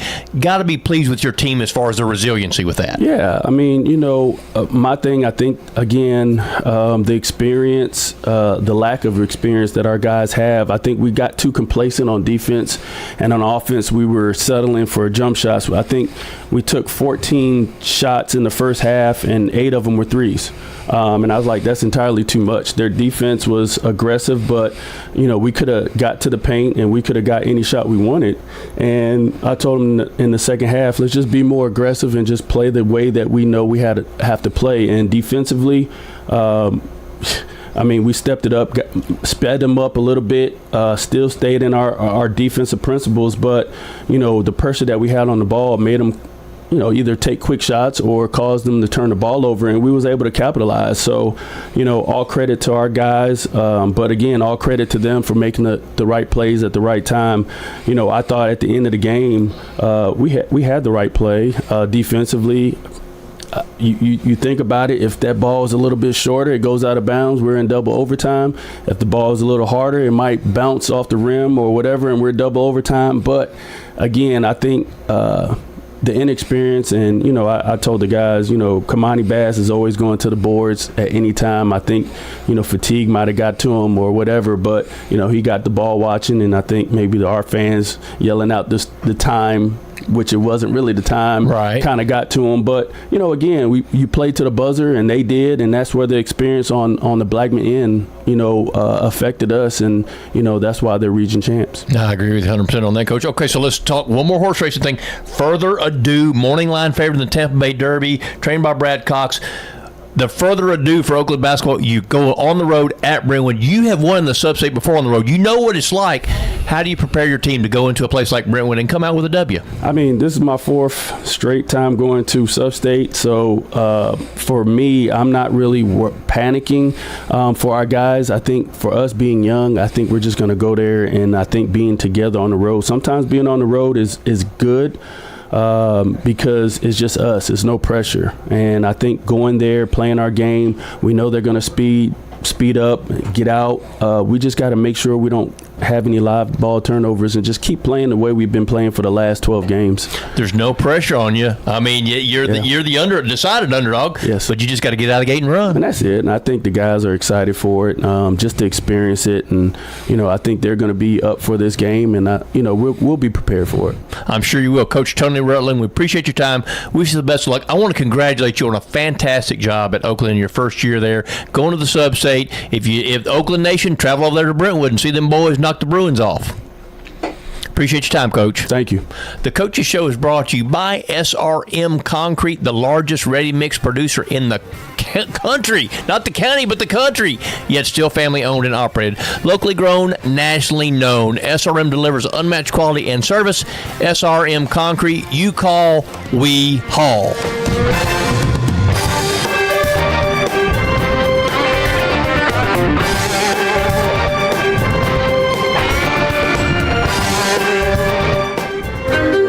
At Middle Tennessee Electric, we see the lines that link us all, illuminating our neighborhoods, empowering our businesses, and helping us to recharge.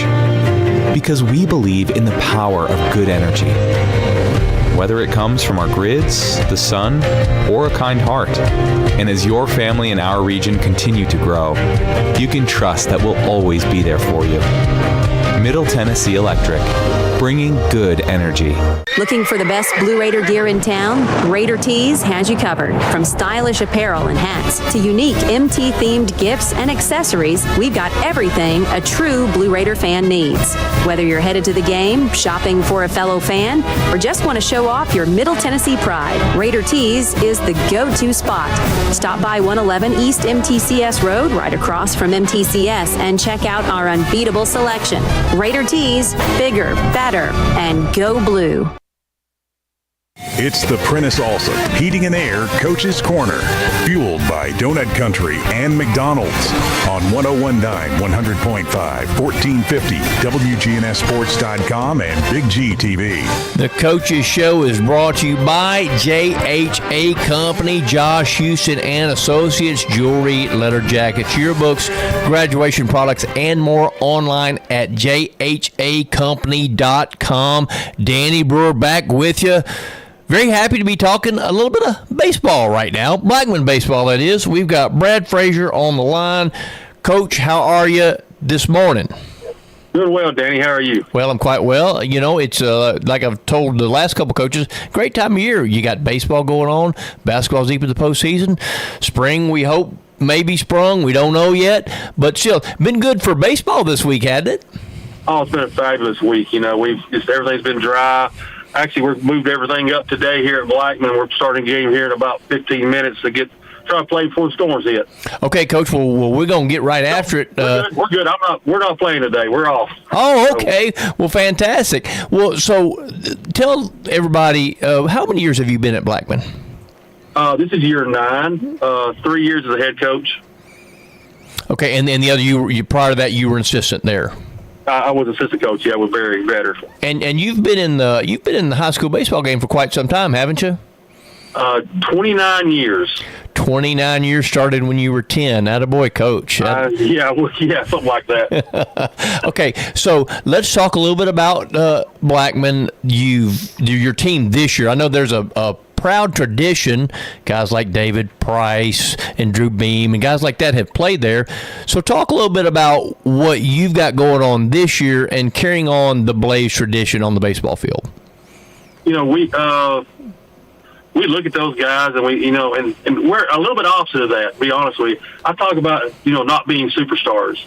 I'm talking about being blue collar, work ethic, playing as a team. Like if you see any of our T-shirts that we have, our motto on the back says, for the name on the front. We're all about team. We eat together. Like when we have pregame meals, nobody goes up until everybody's ready to go eat. We try to do everything as a team, and I think that helps our culture. I think that makes them take pride and they're a lot more supportive of each other. I just, ever since I took over a couple years ago, that's all I preached to them was, hey, we're only as good as our team as this team. And I think they really felt, last year's group, oh man, that was all they were about. We were not the most talented group of guys, but they play for each other, and I think that's a key.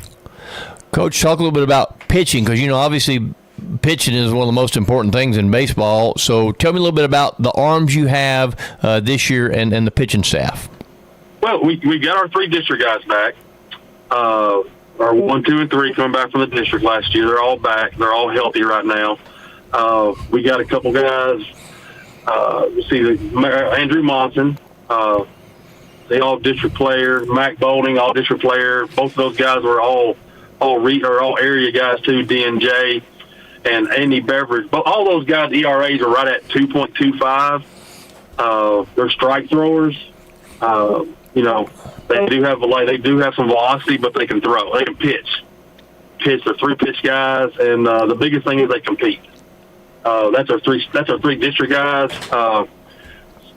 Then we have a couple young guys I think is going to help us a lot this year. A guy named Jacob Robertson. He threw against Ravenwood tonight and threw. I thought he threw pretty well. And then Josiah Womack. Those are both 2 sophomores. But then we have some guys that were banged up last year that never threw that are really good. We feel like Red Hayes could probably be our closer. He's probably mid-80s with a lot of sink. The guy named Jackson Parnell, which started the game last night, was a senior. Both of those guys didn't get to play last year. They had small, ailments that didn't really get them on the field. Then our junior class, we have 2 big arms, which will probably be closing for us also. John Beard and Daffy Norman. Daffy threw lights out the other night against Independence. So we feel like we have some arms. We feel like we can compete, late in the weeks because we got that many arm guys. Actually, our number 2 hadn't even thrown yet this year, and we've already played 4 games. So we feel like that, we're moving in the right direction. We're trying to stay healthy this time of year. As far as pitching goes, you can never have too much of that, right, Coach? Never. Yeah, you can't say never about too many things, but that's one thing you can say never about. So let's talk a little bit about what you've got, your up-the-middle defense, because, that's always considered, your catcher, your shortstop, your second base, your center fielder. Talk about a little bit about the up-the-middle defense and what you got going on there. Yeah, our catcher, Adam Beveridge, he's replacing Kenny Cologne, which was a start for 3 years. But the great thing about Adam was he caught about 50% of the games last year. So it's not like he's a newcomer.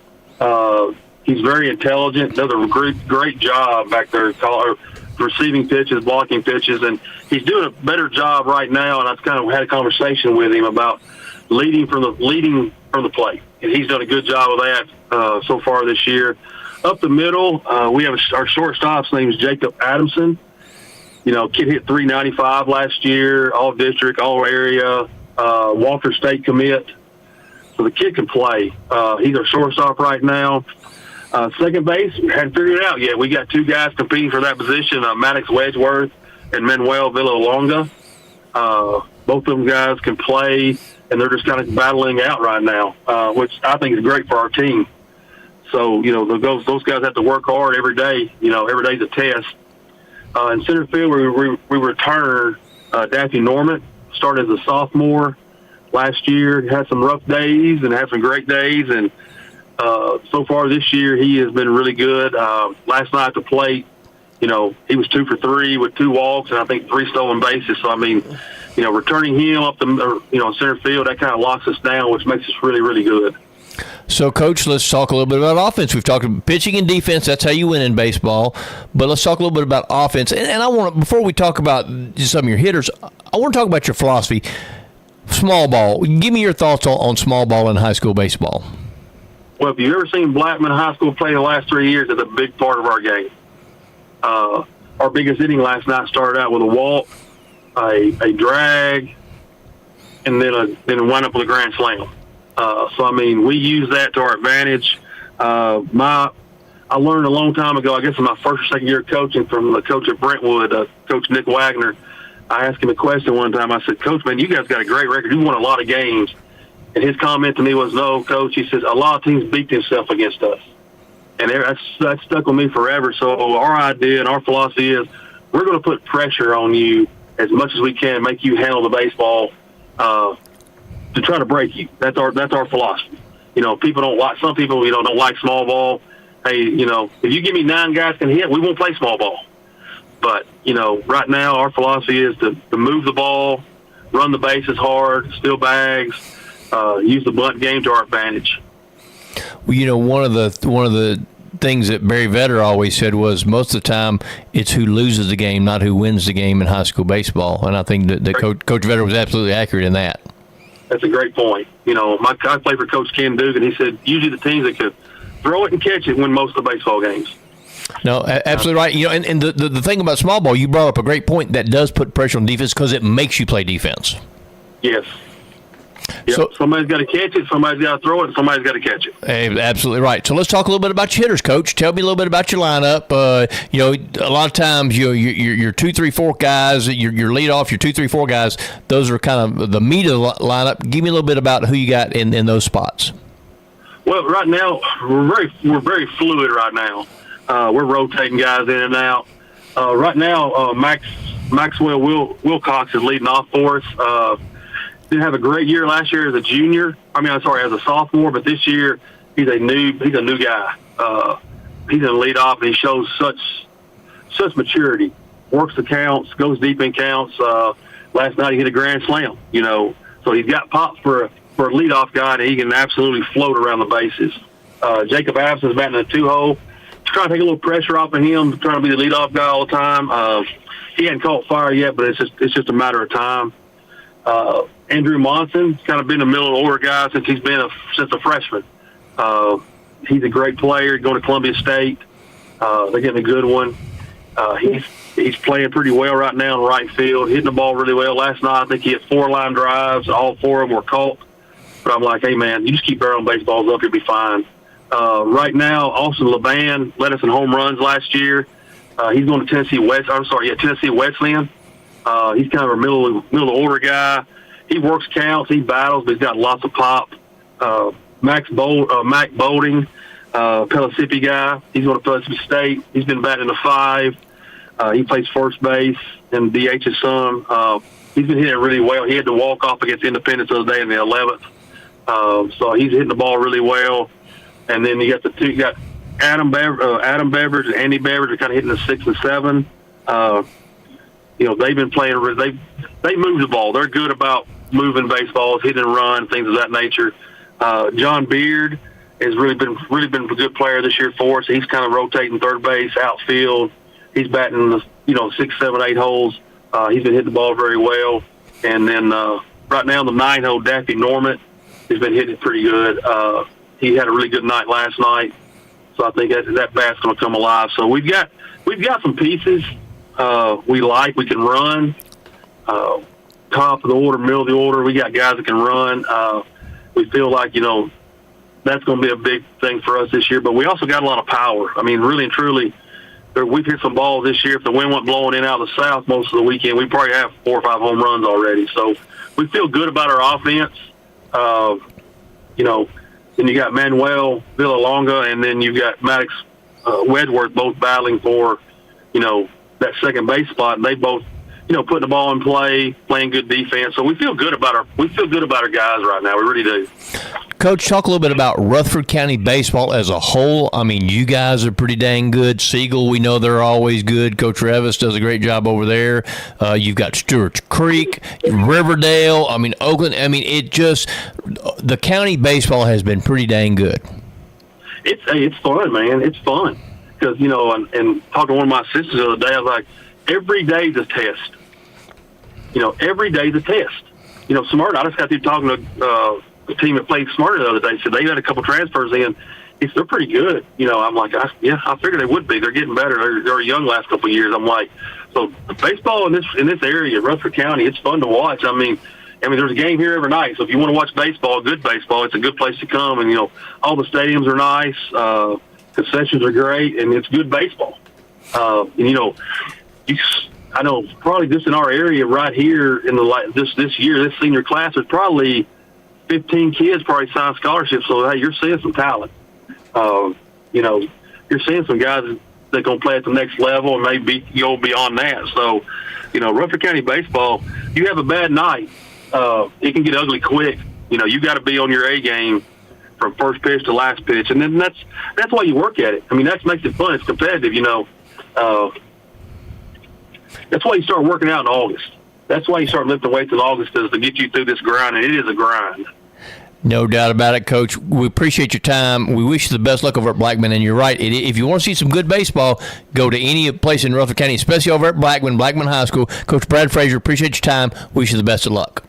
Thank you, sir. The Coaches Show is brought to you by Rick Hall with Rayburn Insurance Agency in Smyrna. Give Rick a call for auto, home, business, and life insurance needs. Find out more online at rayburn.net.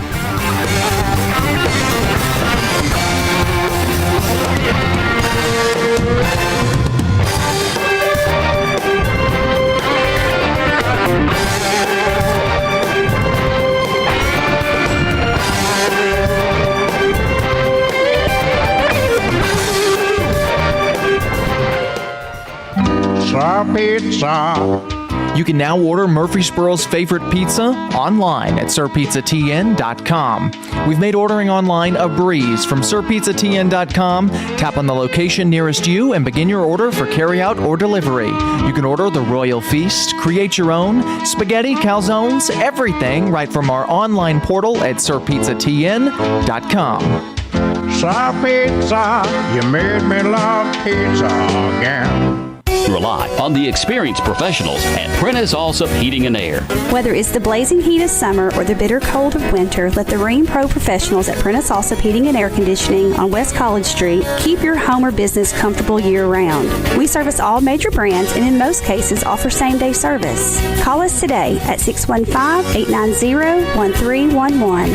Prentice Allsup Heating and Air, your Rheem Pro partner heating and cooling contractor on West College Street, just under the Thompson Lane overpass.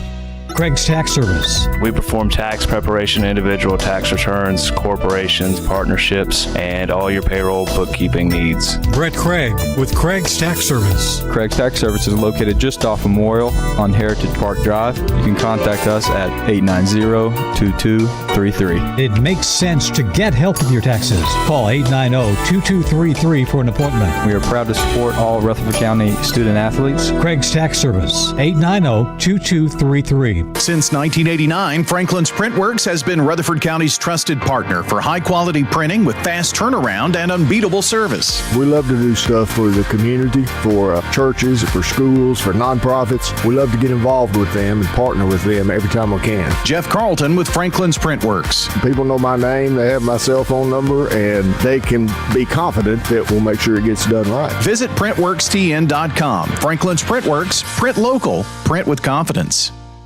Winners Trophies can help you with customized awards for any occasion. Owner Kelly Hockenberry continues to provide awards for sports teams, churches, recognition awards, and more. Call Winners Trophies at 904-6002. That's 904-6002 for the best in quality, service, and pricing. You can also email Kelly, winnerstrophy@comcast.net. That's winnerstrophy@comcast.net. Any award for any occasion. Winners Trophies, 904-6002. Tennessee. We're at Rick's Barbecue on Warrior Drive, talking with Anne Marie Brents. When people walk in and they're like, tell me what's good, I usually tell them the loaded baked potato, which is a fully loaded potato with the butter, sour cream, cheese, bacon, and chives, and then we put meat on top of it. At Rick's, they use the largest potatoes you can find. Every Tuesday, we run a special on the loaded potatoes. We call it Tater Tuesday, and we sell a lot of potatoes. Barbecue, smoked chicken, ribs, they've got it all at Rick's Barbecue, 212 Warrior Drive, and online at ricksbbq.com.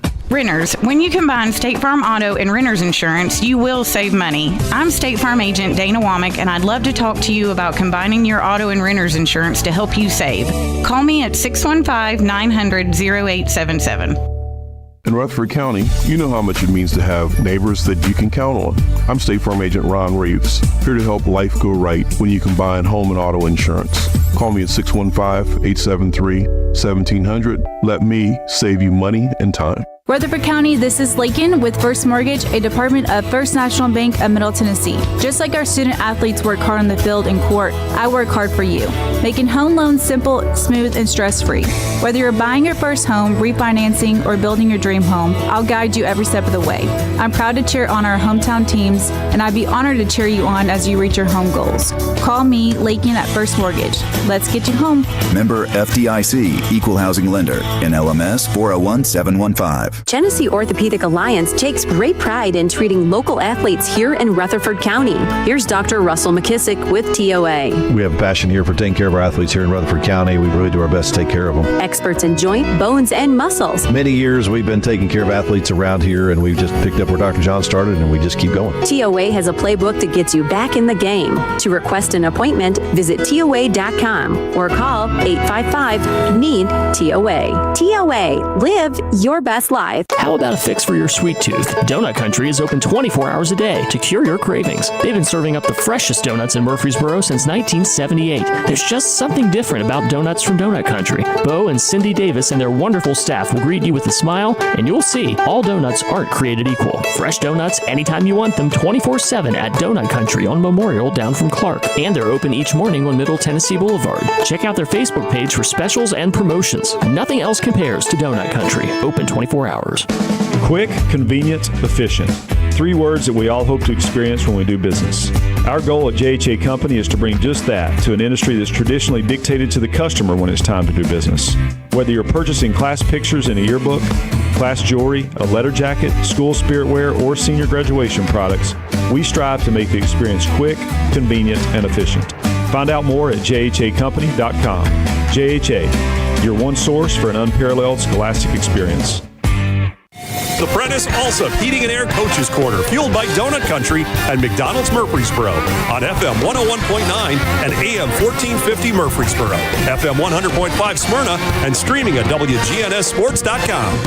We're back here on the Coaches Show, and it's time to talk some Oakland softball this morning. One of my favorite people in the whole wide world, Charlotte P., joins us as we get to talk some Oakland softball for a few minutes. Coach, good morning to you. Hey, good morning, Brian. Thanks for having me. Absolutely. Good to have you. We have some, I guess, even back to the high school days ties. Of course, I went to Oakland. That's when there were only 2 schools, and some of your closest friends were my mortal enemies in high school. I'm just kidding. I'm talking about Christy, but right. It's been fun to kind of watch you work and go to Oakland Middle and then to Oakland High School and get back to your alma mater. And there are plaques in the press box that you helped win as a team, and that's a pretty special place to be, especially when you've got that kind of background. So, what's that like, being able to be at Oakland? It is special to me, and my 2 assistants also played at Oakland. So, we, you're always invested in any team that you coach, but I feel like for us, we're a little bit more invested because we were former Lady Patriots and invested a lot of time, since we were 17, or 13 to 17, 18 years old. So, it just means a little bit more knowing that, you helped pave the way for this program and just watch it, how it's grown the last 30 years for me, or 30 plus years for me.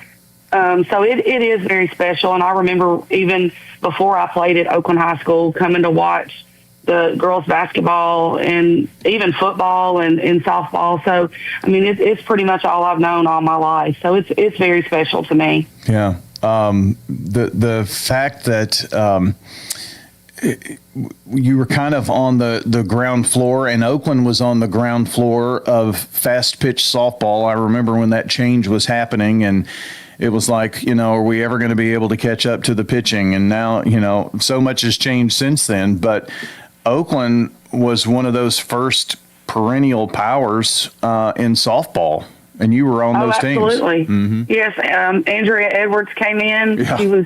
I think they came in from Illinois, if I'm not mistaken. But this was slow pitch country here, and we loved our slow pitch. And I got to high school, and I really didn't like this. It was a change that we had to get used to, and we embraced it. And it was definitely something that we had to study and to understand how, especially the hitting with the pitching. So yeah, Andrea Edwards was definitely a huge part of getting Murfreesboro on track for that. Yeah, and for those who have listened to the station, Andrea's father, Rod, is he helps us in football season here on the radio and has for many years. So a great athletic family, and that was a pretty special time to follow Oakland and to be able to see your name up there with your coaches as a head coach at Oakland. I know that's pretty special for you and really your assistants too. It is. I'm very loyal, and so are they, and it just makes coming to work fun. And we just piggyback off of each other, and it just makes the job a little bit easier. And it is fun to come to work with people that are just invested as you are. And talking about Rod, he was the main reason that I started catching. I didn't start catching until I was a junior in high school, and he's the one that was like, "Hey, I think you need to try this out." And I was like, okay. So he's the main reason, that I got to catching and got to love it like I do. And I appreciate him and everything he did, and, to invest in me and to see that, I guess talent that he saw in me to say, "Hey, I think you would be good at this." So I owe a lot to Rod. I appreciate him for sure. And you can thank him for knees right now, huh? I don't know. Yes, no kidding, because I'm battling one right now that it's killing me. But yeah, we didn't have knee savers back then. We just toughed it out. Well, it's fun to reminisce, and I don't want to go too far down that road because we could spend the whole time for sure talking about that. But was just talking with Chad Lehman in the hallway, and we were talking about scheduling, and that you're supposed to play them on Monday, but they've got boys sub-state at home. Your boys are on the road, and so schedule changes for softball coaches. I don't know. That would drive me insane. I don't know that I could do that part of the job. Yeah, you definitely have to be flexible and try to stay ahead of the game. We try to, look at but the weather can change from hour to hour, more or less than day to day or week to week. So we try to stay on that as much as possible and have a game plan A, B, and C. So Chad called me yesterday morning, and, I always try to be flexible too. So we wish them the best of luck and hope they win Monday night. But talking about just the history of Oakland softball, I just think the kids need to understand that it just didn't happen overnight. These young, especially the young kids that I have, we try to teach them, how far it's come and evolved over the years. And I think they need to understand that so they can appreciate what they have, because I had none of what we have now. We had none of that there. We barely had a fence, Yeah. And how many rocks did you pick up over that time? Oh man, there's no telling buckets, And the facilities that we have all around the county, but at Oakland, since we're talking with you, but this county has really stepped up their game, and so has Oakland with facilities, and you're not going to find a better softball field around. For sure, yeah, we're definitely blessed, and our parents work hard to provide our kids with facilities that not everybody around has. So we definitely love our parents for putting in the time and money to make that happen for us. Yeah. On that schedule thing, I guess you just tell people you can talk to me sometime in late May. Right. I do my best.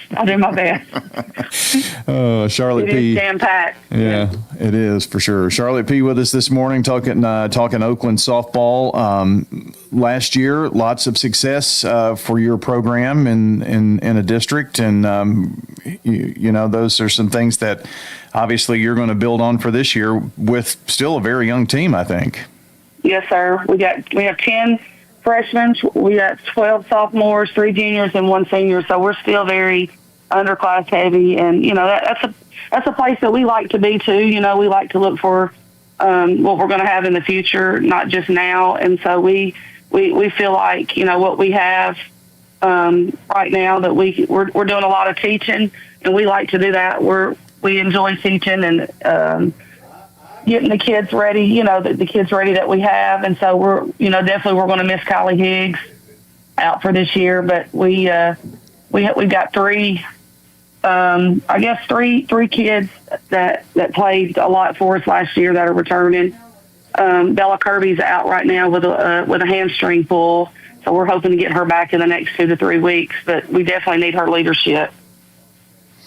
Let's talk about the 2026 Lady Patriots returning faces from last year. Do you have many? It doesn't. Maybe your junior, senior class, maybe some sophomores too, because you were really young last year too. We're all. I mean, we've got my senior Riley Zettelmoyer. Poor thing. She's been plagued with elbow and shoulder injuries since her freshman year. So nobody's really seen her since her freshman year, and she's got a lot of talent, that she can bring and help us. We're looking at her at third right now, and she's just trying to work her way back in with her arm. But she's been around for all 4 years, so she kind of knows our standard and our expectations. So she does a good job of leading the younger kids and getting them to understand, it's more than just right now. We're looking at the big picture. And so my returners, Bella Kirby behind the plate, and Cole Campbell in right field, and Addison P. She was our first baseman last year, and then Hallie Areola, she got some time last year as well. So those are the main ones that got experience, from last year, and that will help us this year. And then we still have some kids that are going to come in and that were on the team last year but didn't see a lot of varsity minutes. That's we feel like it's going to help us, that we're going to lean on. Charlotte, pitching, I mean, that's really where softball begins, right, in terms of you need someone who can get it across the plate. Yeah, for sure. We stress that, it starts in the circle, and we put a lot on our pitcher's shoulders, and we feel like they stepped up to the challenge. And of course, I got the best around with Valena Lyons, and she gets everything that she can out of them. We've got a freshman pitcher, Amari Moore, that's come in and really done a good job. And then Jade Reboir, she's a sophomore, and man, Jade has grown leaps and bounds, and we're excited to see what she's going to do for us. Already, both of them, we're tag teaming. We're doing it as a staff. And then we also have Izzy Smith. She's going to come in and help us pitch some, too. So all 3 of them are working hard and just understanding that, it's more than just getting up there and throwing. It's got to be, we're very strategic in what we do. And, it's not your job to strike out every batter. And so we don't want to put that pressure on our pitchers.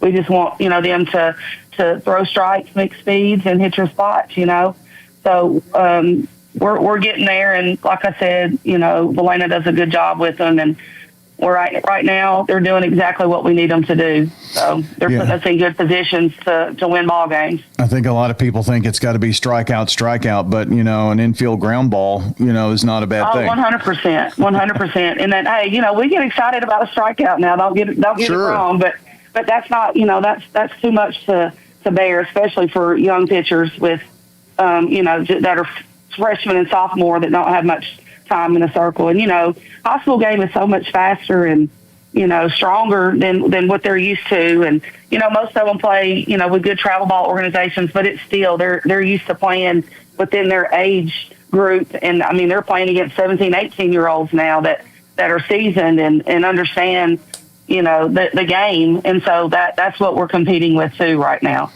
Charlotte, the district year after year after year has been pretty brutal. What are you expecting to see from the district once we get around to that sometime in late March, early April?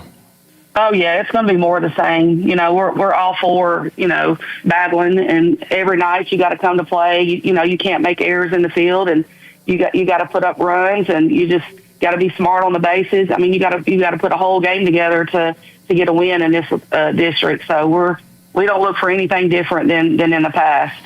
And you play in the Commando tournament, which is in a couple of weeks, and then spring break, you're going to head to Alabama to play at the Bob Jones tournament. Yes, we go to Commando next weekend, and then we go to Bob Jones the back end of spring break. I'm looking forward to going. I've never been there.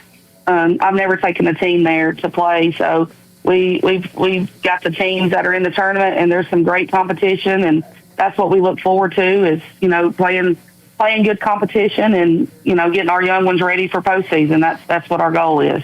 Yeah, the season happens so quick. I mean, you're talking about 2 months, and then you're in postseason. So you blink and it's already done. Right, and that's what we stress to our kids. You got to prepare in the off season. It's long. Sometimes it's mentally challenging as well. You want to, they don't understand it's a process, and they have to train longer than they play.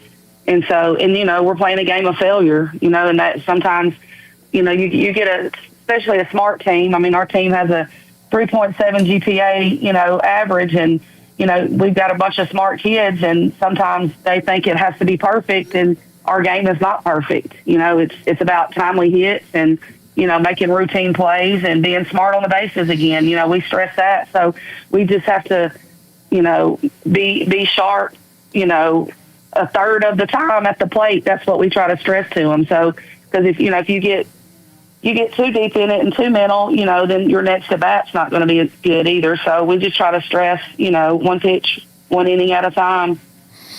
Well, I always encourage folks, if, as a fan, if you're an Oakland fan, you want to keep up with Oakland softball, go out and see as many games as you can, but you need to follow a source of information for game changes and time changes and all that kind of thing. And on X, you've got a handle of SB_OHS Pats, and that's, I guess, maybe the best place to keep up with any changes, huh? Yes. And I try my best to update as soon as, like you said, weather is our enemy at this time of the year. So I do my best to update as soon as I can. And also we have a Facebook page that I try to put the same information on. So sometimes people call the schools, but I try to let the front office know too. But the quickest way is definitely look on X. Well, Charlotte, as always, we appreciate you spending some time. I know you had all kinds of things happening, and just to carve out a few minutes to talk about your team and your girls, I appreciate it. And we always look forward to coming out to Nelson Smotherman Field and seeing the Lady Patriots hopefully here real soon. Yes, thank you, Brian. I appreciate what you do for our athletes and our county. Softball doesn't get a whole lot of recognition, but we certainly appreciate what you do for our athletes because, they deserve it. They work hard. So thank you very much. And I look forward to seeing you soon. All right. Appreciate it. Charlotte P. joining us. Yes, the head coach of the Oakland girls softball team joining us on the Prentice Allsup Heating and Air Coach's Corner.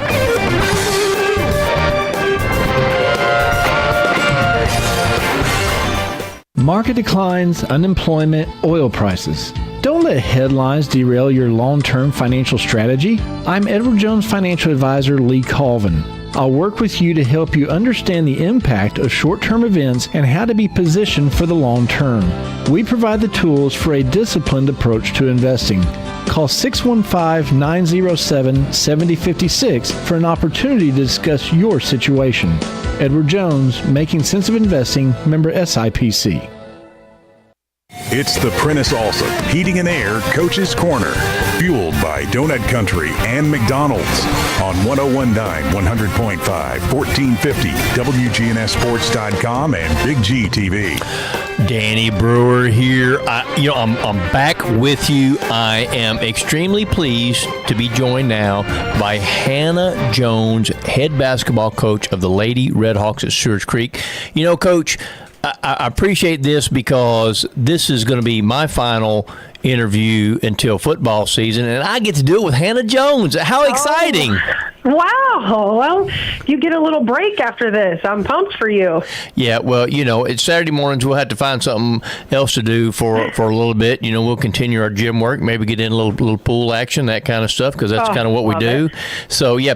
So, Coach Jones, I want to talk a little bit about the Stewart's Creek Lady Redhawks and your run through the region tournament. You wound up being runners-up, and you're playing in the sub-state. So talk a little bit about the region tournament run and the growth of your team to get where you're at today. Still playing today. You play tonight. We play tonight, and it's just, we are so thankful to be where we are. I think this group is extremely deserving based on their commitment to each other, being coachable. They're just very enthusiastic and coachable. We may not on paper have a 6'5" or a super floor general. We're making work with what we've got, and I think that's by committee for us. And I'm just really, really thankful and excited for this opportunity. Region was tough. I think when Oakland upset Rockville, we haven't seen Rockville. That's probably the only team we haven't seen all year because of the ice. We never got a chance to reschedule that game in the regular season, and we got Oakland in that semifinal, and that was kind of the big game right there. If you lose, you're done, or if you make it to the region championship, you live to see another day in sectional. So the girls really executed in that Oakland game, and I was really proud of them defensively, especially locking in on that scout and executing and finishing and all the above. Maybe one of your best games of the year when you think about the Oakland semifinal win? Yes, I think so collectively. I'm pretty sure Amira, our junior point guard, had a double-double, 18 points and something like 14 rebounds maybe. She was huge, and I think that just everybody buying in defensively, that was the big thing. Because Oakland, they're young, but they have talent, and they work really well together, and we just shut that down. So it definitely was one of our best games of the year. Coming from the beginning, when we started off Hall of Fame Independence to that game, and even, region championship, we saw Blackman for the fourth time. That was really tough. Blackman's just so tough defensively. We struggled to score, but it's just something for us to keep working on, and I think they love a challenge. So I'm excited about Page because they're going to bring really tough defense as well. Coach, when we talk about what goes on throughout the season and growth, because every coach wants to get better every week. That's your whole goal, is to be playing better at the end than you are at the beginning. So talk about the value that being where you're at today, as far as seeing these girls and seeing them grow and seeing them bond and all that kind of thing. So talk a little bit about that maturation process that your team's gone through. Well, I think I've said this before on here. These girls, Stewart's Creek, before I came in, this being my first year, last year, they had 6 seniors who were very, very talented. Most of them went and played somewhere. One went Division I. And so a lot of these girls this year, we have 5 seniors, and we're starting 1 junior and 1 freshman. None of them saw a lot of varsity minutes last year. So just right there, you have so much room and so much potential to grow. It's just experience and understanding how to handle adversity. That takes time, and so it's really collected across the entire season. And we've played really tough teams. We've battled with a lot of local teams, but then we went to Gatlinburg, and I think just everything they've done, they've stayed true to each other, together, open-minded. They take criticism well, but then they also take the positive feedback as well. And so I think that they really have each other's backs, and that's just continuing to grow 1% better every day and setting us up in the best possible situation that we can be as who we are and maximize the potential that we've got. So, Coach, when we talk about first year at Stewart's Creek, got to be awfully gratifying for you that you're able to take this team from point A to point B, and you're in the sub-state in your first year. It's definitely exciting, and I don't think really couldn't have done it without these girls buying in, listening. The parents have been amazing. My coaching staff has been amazing. And then the support at Stewart's Creek. I think you're really set up to do great things in an environment like that. So I'm just really thankful. So let's talk a little bit about tonight's game. You go to Page. I don't know much about Page. I know they've got a really good record, and Williamson County basketball is traditionally strong. So tell me what you know about Page and what the game plan is going into tonight. What we see from them, we have now, like we said, kind of the maturation of our process. We've seen all the defenses, different types, like Cookville in their 2-2-1, Blackman in their three-quarter court and their full-court pressure man. We've seen a lot. So coming into Page, we got to recognize some very similar things that we've come up against. So Page wants to pressure you. They run deep. They have a deep bench. So they want to pressure you, and sometimes they're going to foul, and that's okay with them because they run deep. So they're going to try to wear you down. And I think that we just prepared these past 2 days to not be shocked by that, play our game, and focus and take the opportunities that we can get. So that was a big part of it, handling that. That was kind of the main focus for us. Which you've got a pretty decent post player. So do you want to slow the game down? Is that one of the things you want to do tonight, is try to slow the game down? I would love to, but if we have to play sped up, we've done that before as well. We have our senior post, Gabby Kennard, number 15, and then we added a freshman post. She was coming off of injury. She's been there for a few games now. That's really kind of brought another presence along in the paint with Gabby. So I'm excited to hopefully, because Page, it's not like a true post game. They're definitely much more guard oriented, but it's fast, and they play fast and they play aggressive. So, yeah, definitely more strength-wise for us is if we can get some strength in the paint and kind of handle the flow of that. So, Coach, one thing I want to talk about now is you're part of a coaching household. Your husband, Adam Jones, he's the leader of the Stewart's Creek boys basketball program. They had a good season too, come up a little bit short. So as far as, because I had joked with him before the game that, hey, wife's in the read, she's in the sub-state now. What about you? So does he have to do the dishes or do the laundry or something like that since you made sub-state and he didn't?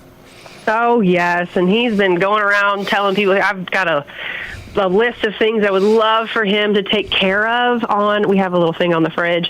There's some chores I would love for him to take care of while we're still in game mode for our girls. And, he's definitely excited, I think, for this springtime, a mental reset for him and getting into eat. But definitely, I got some ideas for him, would love for him to take care of, and I think he will. So the honey-do list has grown since you're in sub-state and he's not. Is that what you're saying? Yeah, a little bit. Well, so talk a little bit about, real quickly, you folks both being at the same school and the excitement, because, on game nights, you're together. So that's kind of pretty cool, because before you were at different schools, now you're at the same school. It's been really, really a great thing, I think, for us and our family, and just the communication. We definitely, when we're at work, it's work, and we each have our own identity with our teams, and they're both very important. And then home is home, and I think that he's very good at that, at keeping the main thing, and prioritizing what's important and our values. And I think that it's great to have our schedules line up, because I was an assistant at Lipscomb University for a while, so at the college level, that schedule is a whole lot different. And he had left college to assisting the men's team to go to high school level. So we've done the different schedules, basketball season-wise, and it's tough. It's definitely a grind, and I'm so thankful. He's just a great person, flexible, realistic, smart, but funny, and so I think that I'm bragging on my husband now. Look at that. How about that? Yeah. So he definitely, it's been a real blessing to be able to work in the same place. I think we just keep dancing around, getting in sync, even though we're both basketball coaches, because we've been at different places, different levels. So it's nice. It's very, very nice. So I know that you were a pretty good basketball player in your own right. So if you folks were to have a free throw shooting contest, you versus Coach Adam Jones, who would win? I really think he would. I do, because he was, he's 6 foot And when he played, he was a shooter, and that's what he could do. So a little bit different in the women's game. I was like 5'10", 5'11", and so he definitely was always the better sharp shooter. So if we're going to throw anything, if we're going to play a ring toss or darts or something, he is on target with that stuff.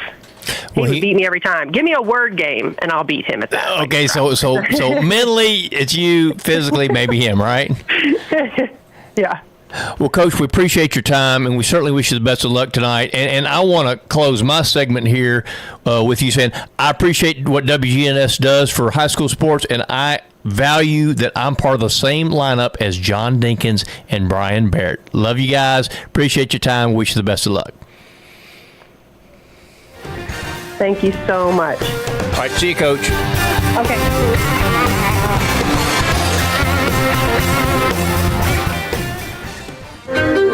At Middle Tennessee Electric, we see the lines that link us all, illuminating our neighborhoods, empowering our businesses, and helping us to recharge.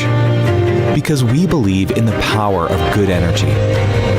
Whether it comes from our grids, the sun, or a kind heart. And as your family and our region continue to grow, you can trust that we'll always be there for you. Middle Tennessee Electric, bringing good energy. Game day is coming, and are you ready to represent the Blue Raiders? At Raider Tees, we've got the largest selection of officially licensed Middle Tennessee gear in town. T-shirts, hoodies, hats, even tailgating essentials. You name it, we've got it. No more searching through random stores. Everything you need is right here at 111 East MTCS Road, right across from MTCS. Get game day ready at Raider Tees. Bigger, better, and go blue. The Prentice Allsup Heating and Air Coaches Corner, fueled by Donut Country and McDonald's Murfreesboro on FM 101.9 and AM 1450 Murfreesboro, FM 100.5 Smyrna, and streaming at wgnssports.com.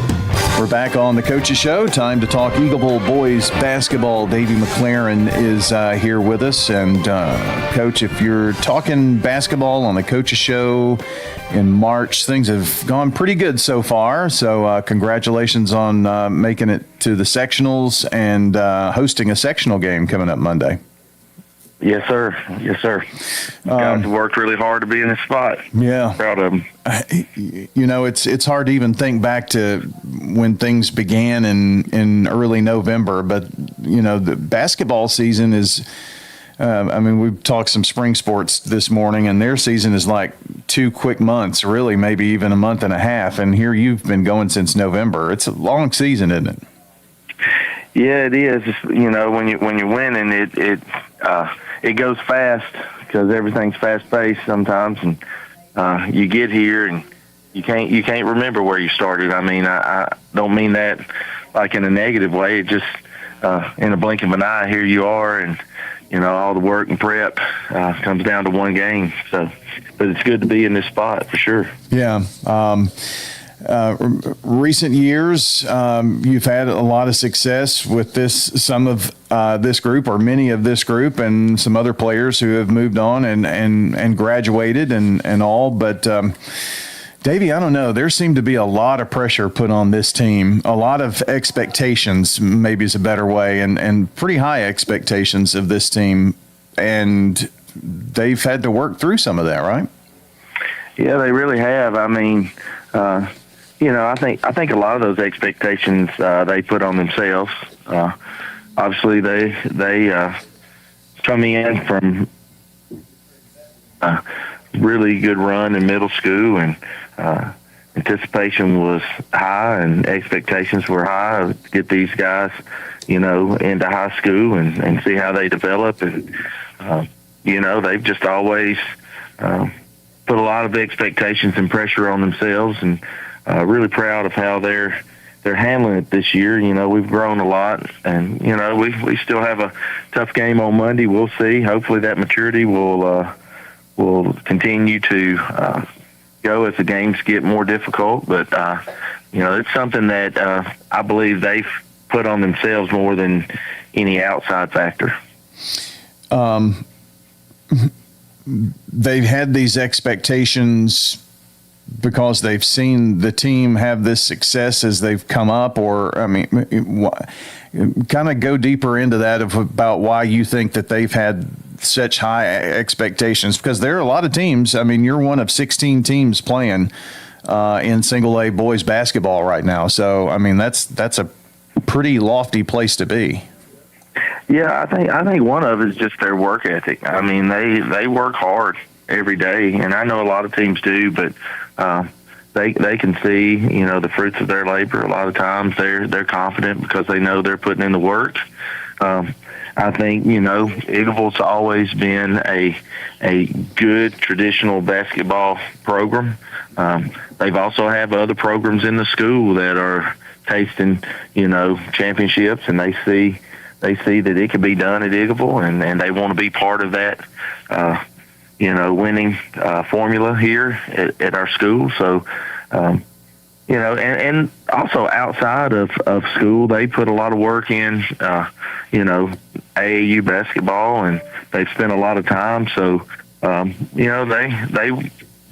want to reach these goals and make history at Eagleville and be considered one of the, best teams that's ever come through. And so they're motivated, they're focused, and I think that's where a lot of it comes from. Well, they're definitely well on their way. I mean, there have been, records that have fallen, and, kids who have made their mark on Eagleville, in their tenure there. You've got Camden, who is a Mr. Basketball finalist or semifinalist. I can't remember how they do all that now, but yeah, he's a finalist. He's one of three. Yeah. So, I mean, that says a lot about that young man and his character, and because it's not just about on the court. A lot of it's about what happens on the court, but there are other factors that go into that, and to be one of three athletes in your division to be recognized, that's pretty special too. It is. We do have a Mr. Basketball there. I think he's the only one that's ever been a Mr. Basketball in Murfreesboro, and in Rutherford County, from Murfreesboro and Smyrna and Laverne. There's been a lot of great players, and I think we have the only Mr. Basketball from the county, from our school, and I think Camden wants to be the next. It's been a goal of his is to be recognized as one of the best, but it takes a team to get that honor, and teammates have just been really good. Camden, he may be recognized as one of the finalists, but there's lots of nights he's not even our leading scorer. He has a huge impact on winning, sure, but he doesn't have to score to help us win. And that's a winning factor right there that a lot of these guys have. We can have different players at any moment step up and score double digits, or have 3 or 4 that score double digits.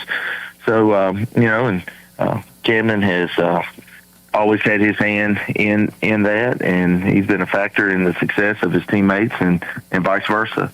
So really proud of his growth as a young man. It's really hard to get some of these accolades or get some of this recognition and not let it go to your head. Now, don't get me wrong, he's an extremely confident young man, but at the same time, he is a team first guy, and he's shown that this year. So I think that's part of the reason why he's a finalist as well. Yeah, it's you also have to have a great supporting cast, but I know that he would say, as all others would say, and that's an interesting stat you brought up. As many great athletes come through Rutherford County, for him to be the first finalist, that's crazy. But well, he's the second. Second. Okay. Yeah, we had a Mr. Basketball at Eagleville before. Okay, you're the only school Raleigh. That has. That's right. Yeah. Okay. I'm jogging my memory on a lot of this stuff there, but. It's a team award, really. I mean, I know it recognizes him as an individual, but he wouldn't be where he is without the others that are on the floor with him. Yeah, you can't play 1-on-5 and be successful. You just put him out there and let him see what he can do 1-on-5 formula. So it is a team win that recognizes one player, but it is something that that he understands he's not there without his teammates, and this really is a family. Monday will be a really big test for them, but they're used to the pressure, and no different than any other night we've got out there. And at this point, all the games are tougher. The competition's better. You're well scouted, and it's where the maturity and the teammates and the bench and everybody has to come together and survive. We're just one game at a time. Davey McLaren with us this morning. We're talking Eagleville boys basketball. You've got a sectional game on Monday night. Perry County is the opponent. We're going to talk a little bit more about that here in just a second. But Coach, there are a few times up until this point, I guess the region quarterfinal and the region semifinal were the only times that you've played so far here in the postseason that have been an elimination. But from here on out, I mean, it's win or go home. Yeah, that's a factor that you don't have up until tournament time, so you don't feel that pressure up until you get to the region and then the state sectional. But we still feel that sting from last year. When we lost in the semifinals. I think that stays in the back of our mind. Also, we talk about finishing the race. We want to make sure that we're prepared. We're not worried.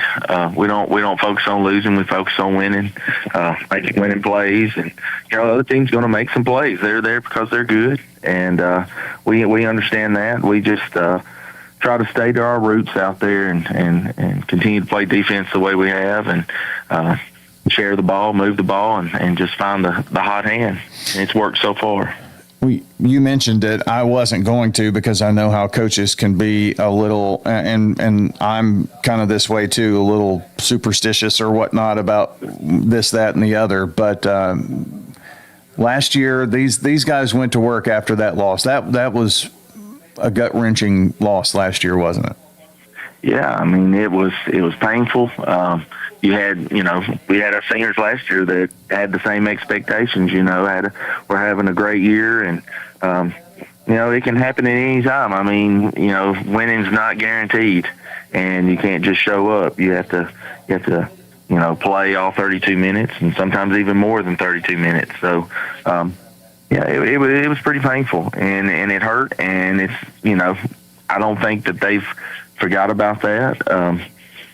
And so I've been real, like I said, I know I sound like a broken record, but I've just been real pleased with our focus and with our practicing, and our intent every day has been just to keep getting better. 1% better every day.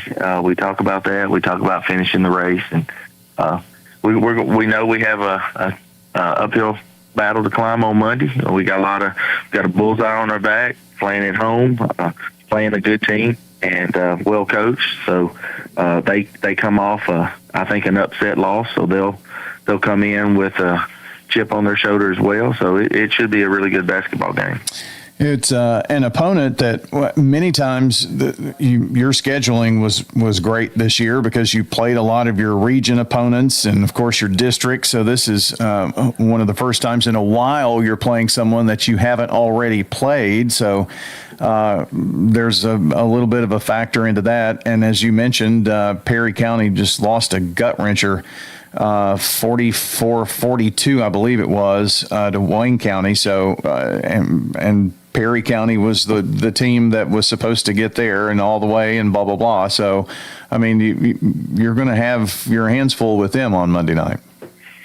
Yeah, they lost in the last 8 seconds of the ball game. So, they had the lead, and they did that twice to Wayne County, in the district and the region. So they are obviously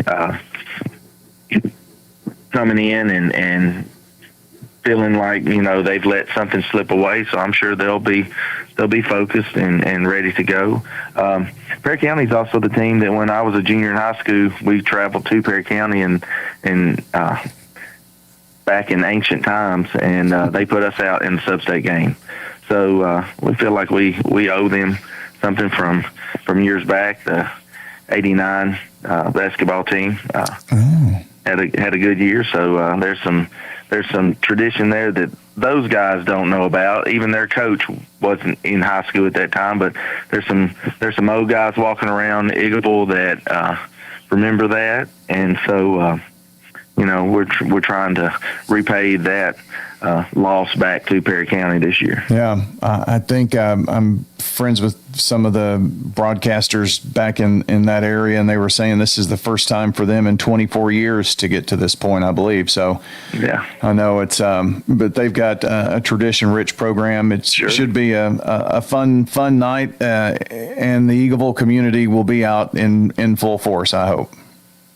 Yeah, I mean, it's going to be a great night. We need to pack the stands and come out. Our student section has been great the last game, and the fans have been amazing, and they showed up the other night, and it definitely plays a part as the game's going. And they have a really good coach.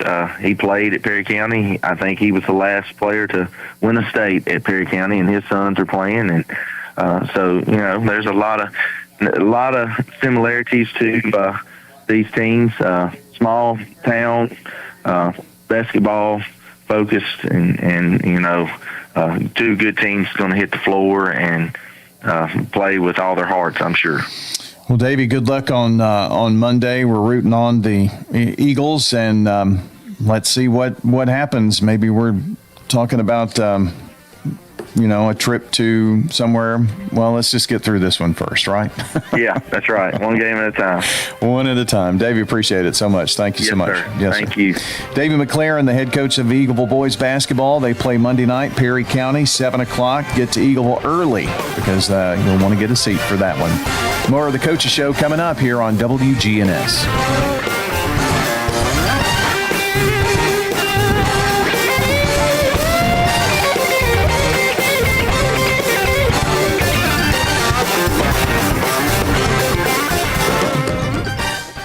Rely on the experienced professionals at Prentice Allsup Heating and Air. If your old unit needs a tune-up, the professionals at Prentice Allsup Heating and Air service all major brands and even offer same-day service in most cases.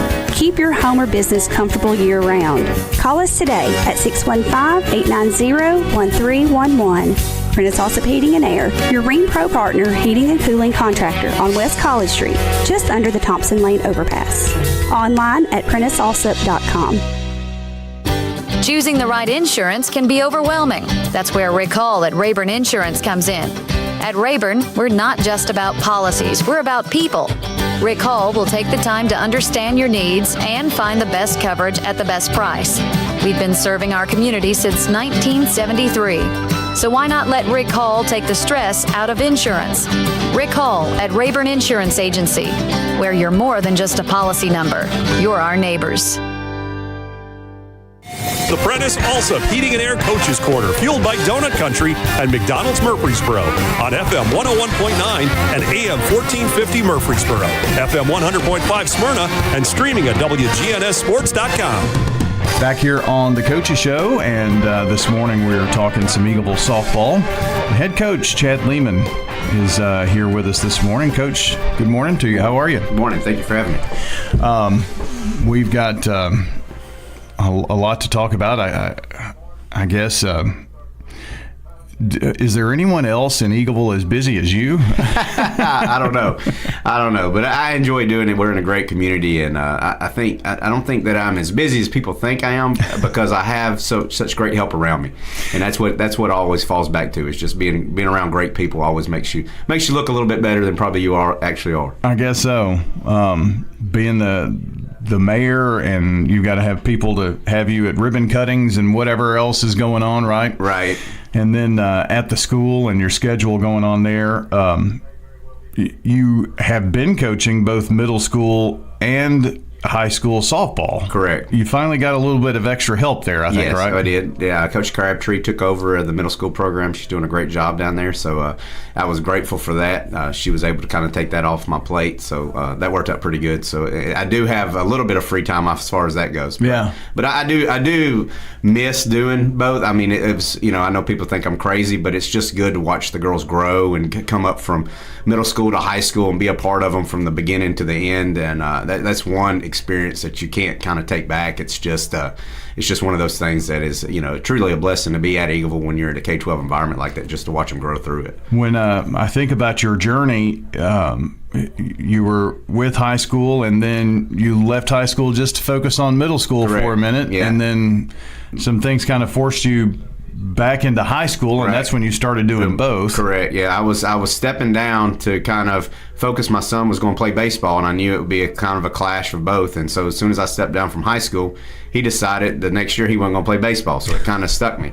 But it's one of those things where, I wanted to be able to, if he was going to play, I wanted to be able to see him. Having an only child, you don't want to miss out on those opportunities. And, I think sometimes coaches get wrapped up into coaching other kids, and forget about their own. And so I didn't want to do that with him. Yeah, well, we've seen that this week with some basketball announcements, and I'm not sure people realize and understand how much time goes into coaching, because it's not even just the season. It's pretty much a year-round program if you're doing it right. It is, and the thing that people I don't think really understand is how much paperwork goes involved in this now. I know there's a lot of times that I do more paperwork sometimes than coaching, as far as what we got to get turned in, have to have done through TWAA and everything else, make sure everything's in line and everything's going right like that, and just the hours of just trying to make sure everything is done right, grass cut, everything, make sure that's right. So yeah, I do think people don't understand how many hours coaches do put in, and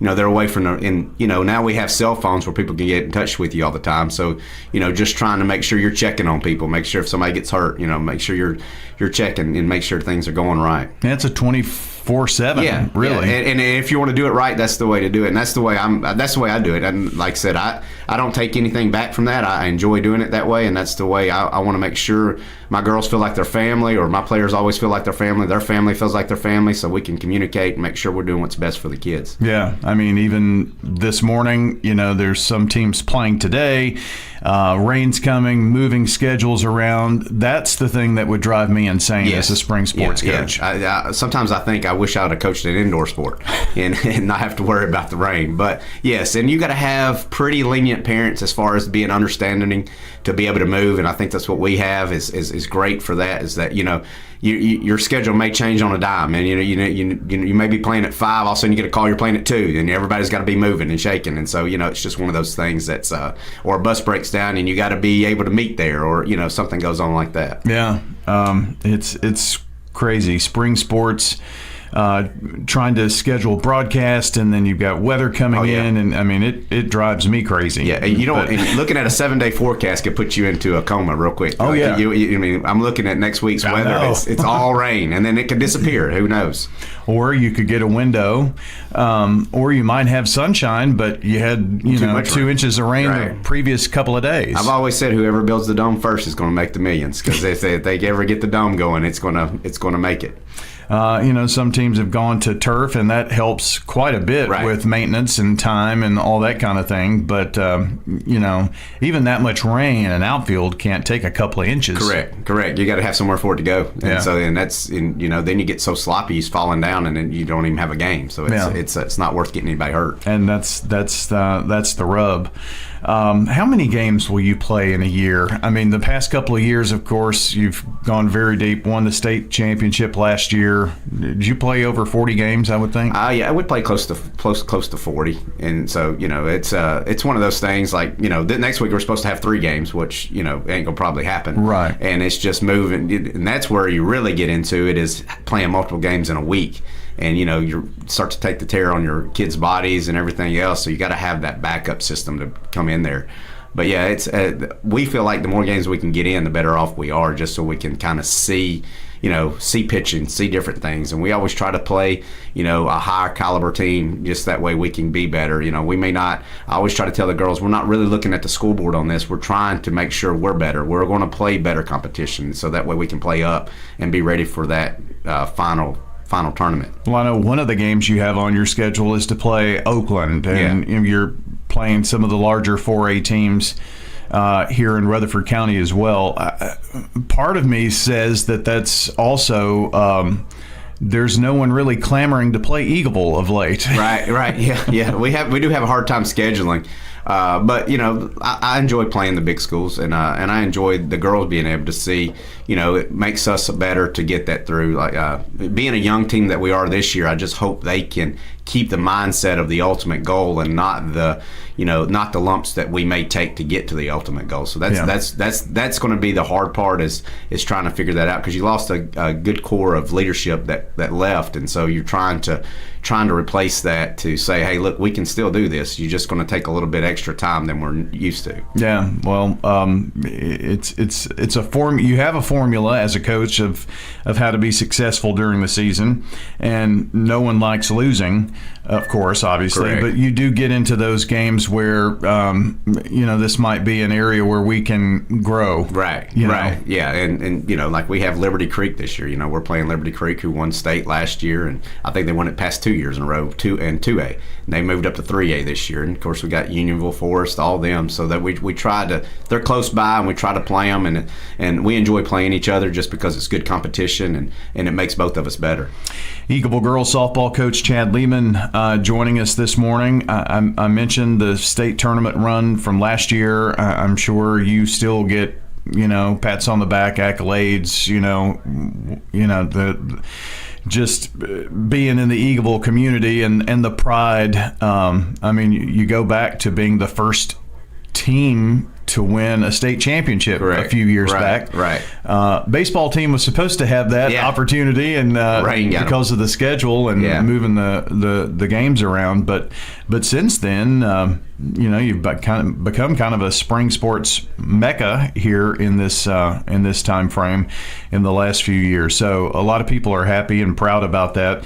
But every team is different. Every year is different, and you graduated a lot of kids from last year's team, didn't you? Yes, we did. And I think, and even with the team we had last year, it's always a different identity. And we try to tell them that, like, you can't look at your identity from last year. Your identity is going to change. What is going to be your identity? We got to find what that identity is, and it just goes by playing. What are we going to do? What is going to be our bread and butter? And like we played this past week, and I think we lost, but I think what happened was we were overplaying, and I know it sounds crazy, but we were out hustling what we should be doing, making the normal plays look hard by trying to over hustle it. And I try to tell them that I'm not mad about it, because you're at least hustling. That's the part. We're not being lazy. We're just overthinking it and coming through and wanting to get it done. And so we just got to kind of settle down and just kind of set into the moment and go from there. So you've had to replace several key positions. Which of those, maybe just take us through the infield and outfield, what you're looking at right now. Well, right now, as of the other night when we played, we had Grimes at catcher, and then we had Flutie at first, and then Presley Holland at second, Ellie Wynn at short, and then Ashton Walker at third, and then in left, Maddie Claire Kendrick, and then in center had Kate Darnell, and then right we had Harrington, and then we had Davenport pitching. And then we had JB Ray batting, and she came in and threw some as well. So, that's a totally different lineup than we've had in a long time. And people have been in some different spots. You got Walker coming back, and then you move Flutie over from third to first, and so put her over there, and she played as an 8th grader in a state tournament at third, so and that kind of changes it. And so, but we do have Ellie and Madison Davenport back that's at short and pitching, and so that helps tremendously. And Kate was in right, now she's in center. So we lost Presley Knowles. She went into just do volleyball, so we don't have her anymore. So that was a hit too. So we moved Kate over to center. So. Well, you've got some experience, but the experience that some of those girls got were as 8th graders or freshmen. Correct. And but it was important. Yes, and we're young, and that's the thing is that just young on game experience in the high school level, and that they play travel, but high school's a lot different than travel, and so it's one of those things where you just got to kind of figure it out and kind of go from there, and just hopefully you start to gel a little bit. And I will say, we got down, but we fought back the other night, and dugouts stayed up, so I thought that was good. So as long as we can keep the positive mentality and get through these hard lumps, I think we will be okay. I keep telling them, I said, we can get back if you'll just trust the process. So is your schedule pretty much hard lumps and big teams, then district, and then postseason? Yeah, pretty much. We ride a roller coaster. We have a couple of 1A teams in there, but then we pretty much play up pretty much the whole time, and just trying to, like I said, see good pitching, see what we got. Because in order for, if we can make it to Sub-State, in Sub-State you got Humboldt or McEwen coming at you. Not Humboldt, Hollow Rock, Brewston, or McEwen coming at you, which Hollow Rock was in the finals with us last year, and McEwen's got a real good pitcher, and so you got two that you got to try to get through to get to state. So it's a hard course to get there, but you got to play competition in order to get to see that. And your girls are kind of the hunted. Yes, the target's on our back, and that's the thing that they don't realize too. Like, everybody's going to celebrate a victory over us, and they're going to say they beat the champions from last year. And you got to get that out of your head and just realize, hey, we're a different team than we were last year. That year's over. We're going to roll on to the next year. So you're not only a coach but a psychiatrist. Correct. I think there ought to be more psychology in the coaching degree than there ought to be in anything. I can only imagine. So your schedule and all of that information, where's the best place for people to find out? I always tell people you need to follow something that is an immediate source of information for that team. Yeah. And a lot of times that's X. Yeah, and we're on Twitter, EAG Softball, I think is what our Twitter account handle is. And so that would be, hey, our game's moved up, we're going to have to play at this time. Especially in the winter form, in the spring form of what we got going on. It could move at a heartbeat. Like, we already moved Monday's game because of Sub-State.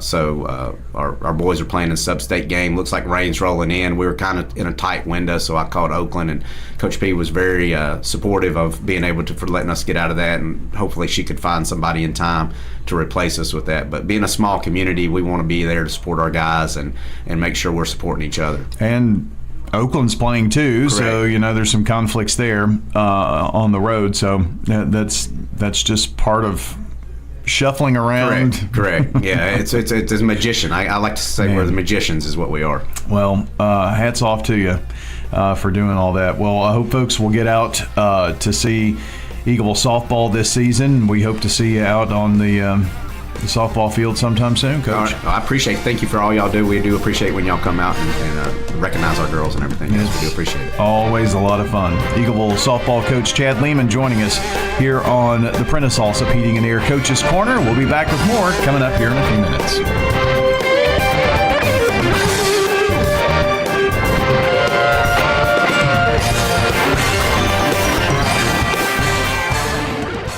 Since 1938, J. Mullins Jewelry has been Murfreesboro's trusted family-owned jeweler, helping you celebrate life's biggest moments with breathtaking diamonds, custom designs, and expert craftsmanship. From our first sparkle to redesigning Grandma's heirloom, we'll handle it all with care, quality, and honest prices big stores simply can't match. Expert repairs, one-of-a-kind creations, and service that feels like home at J. Mullins Jewelry, 1640 Memorial Boulevard in Murfreesboro, and mullinsjewelry.com. Craig's Tax Service. We perform tax preparation, individual tax returns, corporations, partnerships, and all your payroll bookkeeping needs. Brandon Craig with Craig's Tax Service. We fulfill all your tax preparation needs from individual returns to corporations and handle any of those scary letters you may get from the IRS. Craig's Tax Service at 142 Heritage Park Drive. Call 890-2233 for an appointment. We're proud to support all Rutherford County athletes. Craig's Tax Service, 890-2233. It's time to talk about Middle Tennessee Christian School sports. It's MTCS Cougar Corner, presented by Tennessee Orthopedic Alliance. Each week we sit down with the coaches to recap the latest games and preview what's ahead. It's time to talk about the orange and white on MTCS Cougar Corner, right here on WGNS and Big G TV. Stay tuned, the show is coming up right after this message from our sponsors. Middle Tennessee Christian School, training for eternity. The large majority of our kids are involved in athletics or extracurricular activities, one or the other, and most are doing multiple activities. MTCS President Matt Tiller. And that's a great preparation for life. How many of us in our life are just doing one thing? So a well-rounded student is a huge deal. Invest in your child's future in a Christ-centered environment with many athletic and extracurricular choices. Without a doubt, our students have the opportunity to be involved in multiple activities. To find out more, visit mtcscougars.org. Tennessee Orthopedic Alliance takes great pride in treating local athletes here in Rutherford County. Here's Dr. Russell McKissick with TOA. We have a passion here for taking care of our athletes here in Rutherford County. We really do our best to take care of them. Experts in joint, bones, and muscles. Many years we've been taking care of athletes around here, and we've just picked up where Dr. John started, and we just keep going. TOA has a playbook that gets you back in the game. To request an appointment, visit TOA.com or call 855-NEED-TOA. TOA, live your best life. Middle Tennessee Christian School, training for eternity. People love to see us on the schedule when they have a home game because our fans show up. MTCS President Matt Tiller. The way we travel is just phenomenal. Our parents and our community are fully engaged in our school. When we compete, we're trying to do it in a way that honors God. We want to win. We also want to do it in a way that pleases Him. Providing Christian values and academic excellence in a nurturing environment. That's Middle Tennessee Christian School. Invest in the future of your child. Find out more at mtcscougars.org. We're back for MTCS Cougar Corner, presented by Tennessee Orthopedic Alliance and fueled by Donut Country and McDonald's on 101.9, 100.5, 1450, wgnssports.com, and Big G TV. Welcome into MTCS Cougar Corner here from WGNS and Big G TV, and we've got Shayla Farrell, the head coach of MTCS girls basketball, joining this morning as we wrap up a fine season for the Lady Cougars. Coach, good morning to you. Good morning. Are you all into travel ball and stuff yet? I'm at the gym right now with my son. Yes, sir. I knew it. I knew it. It never ends, does it? Huh? I'm sure you can hear the balls in the background. Yeah, that's pretty fun. Yeah. This past season, I'm sure a little sting from CAK and from that, but you've had a little bit to reflect. Maybe your initial thoughts on the season. So I did know quite a bit about CAK just from the travel ball world. I know that coach. I knew 4 of their 5 starters. So they're a very good team. And, they went down to USJ and they lost by 3. So they showed that they belonged. Frustrating part is, you lead almost the whole game and then you lose by a layup with 7 seconds on the clock, 6 seconds on the clock, whatever. So that part was very frustrating. I do think we were pretty evenly matched up with CAK. However, we had a really good season. We lost to a team that was comparable to us. It wasn't like they were significantly less than us.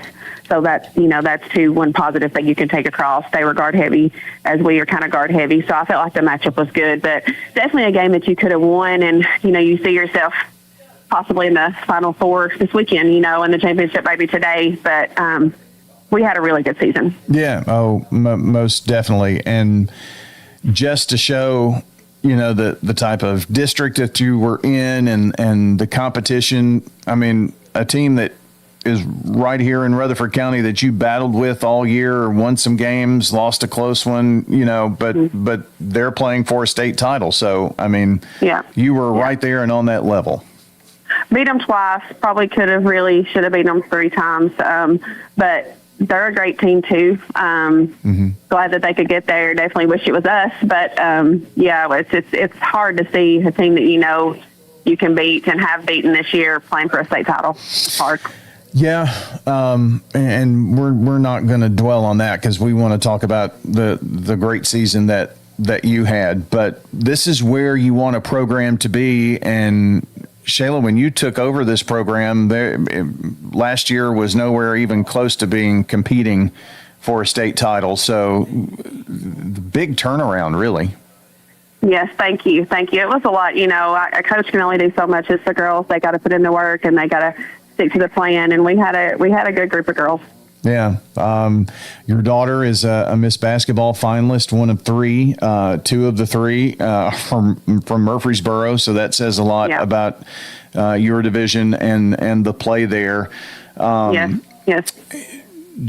Jules was she was a jewel to have on the floor, and I know she's your daughter, so it's hard for a coach and that's your daughter and to talk about her. But talk to us a little bit about how special that was for her and a great season that she had.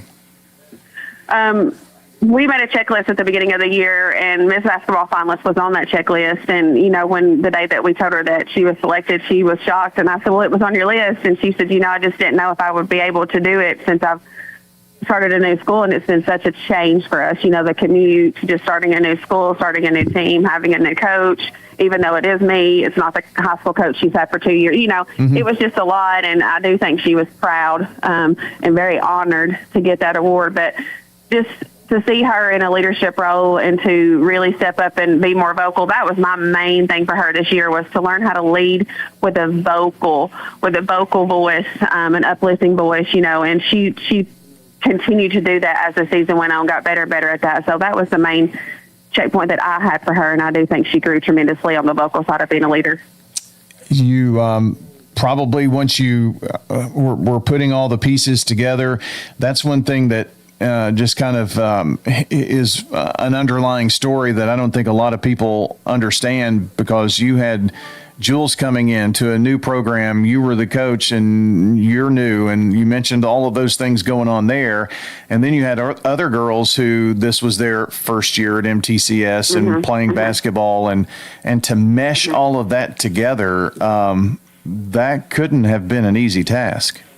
Oh, it was challenging. It presented challenges. Just on the academic side, a lot of the girls coming from a different academic program, the homework load was heavier. The testing was a little bit of a different style, and they were learning how to balance that through, sometimes being on the road. I think there was at one point we had 6 road games in a row. That was tough, but I feel like they done a good job considering. As we talk about the season and going through the season, there were goals that you had, I'm sure, going into that. You accomplished many of those, regular season, district tournament, a lot of really good things that happened right there. Yes, we, being on the road and having those games in a row, I felt like kind of did help us prepare for the district tournament. And I knew that we would go in and win, and truthfully, I felt like we should have won the region too. It's just so frustrating to look back on it, but to see how far they came, knowing that they won, I think, 8 games last year, wasn't even talked about, and the possibility of winning a district, that's a lot of growth for them, and I'm really glad for the seniors too.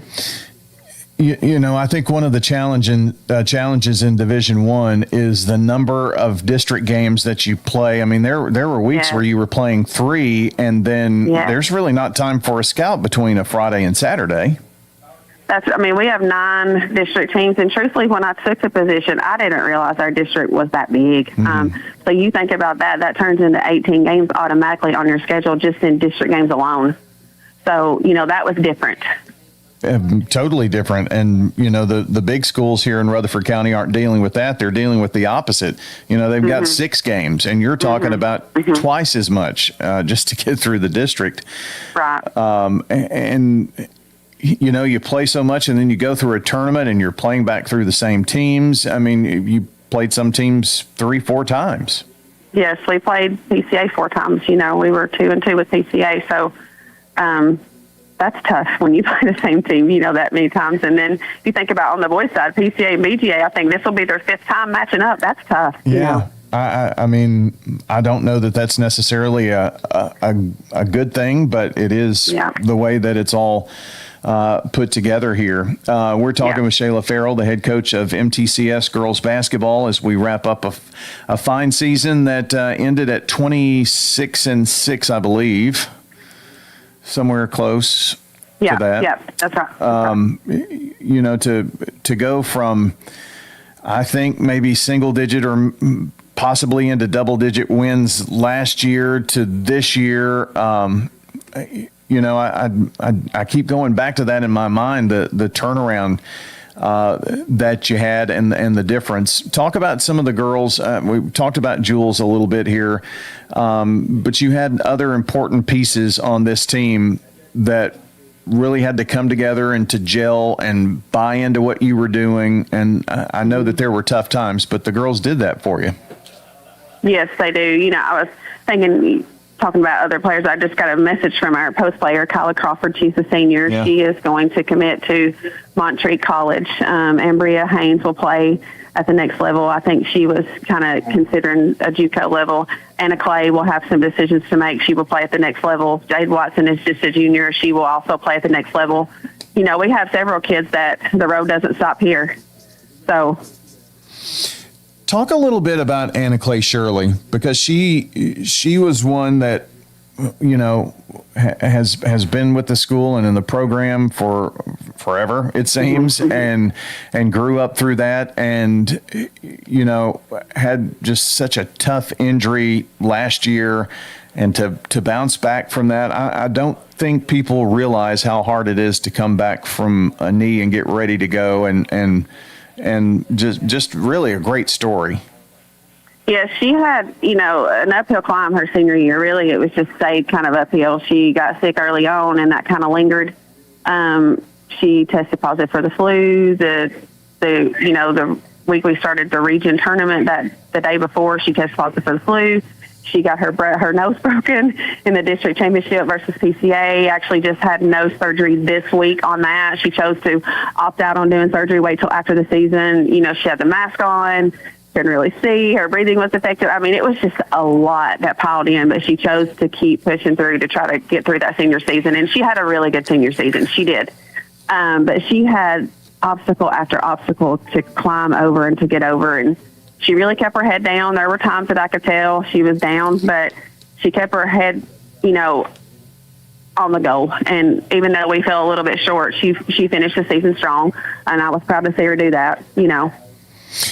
And, you know, just to have those things to overcome, as we talk about basketball being one of those platforms that really gives you skills that you're going to use as an adult, no matter where she goes and what she does, and continuing athletics. At some point that comes to an end, and then you're talking family and career, and not everything just rolls out like you want it to in life. Correct. Yes. I mean, I do think this will prepare her even for college when things are not going your way. You got to still choose to get up and go to class. And, you know, when you pick your career of choice and you make it, and there's going to be days you don't want to go, or people that you might not like that you work hand in hand with, you know. So sports can take that a long ways, and she's definitely went through the gauntlet this year to try to exceed her dreams. So yeah, I would say she's pretty prepared going into the college life. Yes, absolutely. And you know, these kids have to have a good foundation, and you're a coach, but you're also a mom to a kid playing. You know, these kids have to get that support at home, and you know, I don't know if you could ask for a better bunch to get the support that they did from family, and then their school family, and just being embraced by the school itself. Yes, I agree. We had a huge turnout come postseason with fans. You know, I was thinking about when we played over at PCA in the region, I tried to take it in. I encouraged my girls to take it in, because it's just a short time for high school basketball, you know, and I'm like, you're going to look back on these days forever. Don't get so nervous that you don't notice who's here to support you, that you don't, you know, take advantage of these moments. Look around before the tip-off, look around in timeouts. Just kind of take it in, because it really is just 4 years, and some kids never get to play in a region championship, you know, never get to play in a state championship.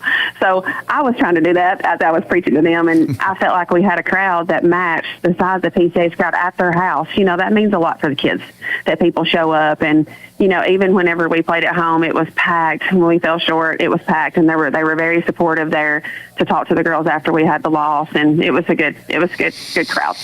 The support at MTCS is really, really high, and that's not the case at a lot of places. I mean, there are some schools that struggle to get good crowds. I mean, and the bigger the school, the more possibilities you have for crowds. But it seems like the smaller the support group is. I never have really understood that, but.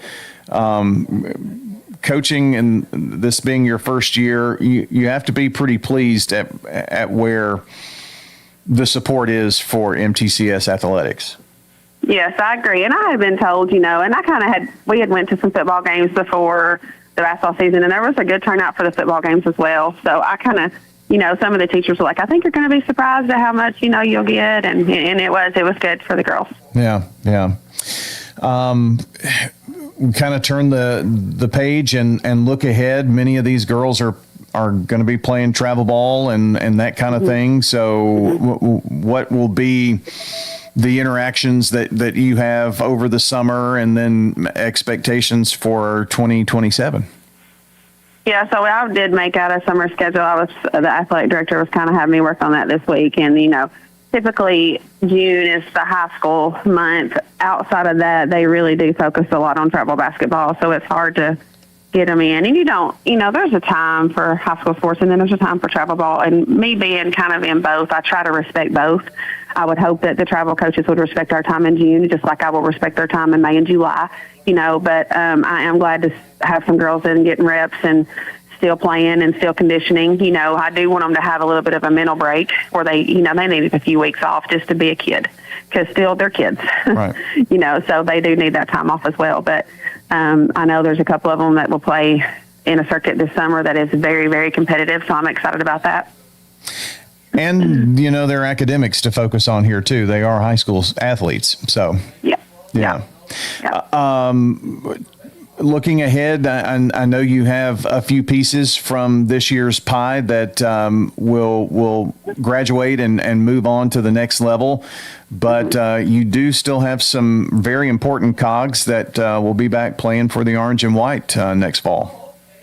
Yes, we have some kids that's going to give them an opportunity, some of those upperclassmen, to give them an opportunity to get them a spot in the lineup.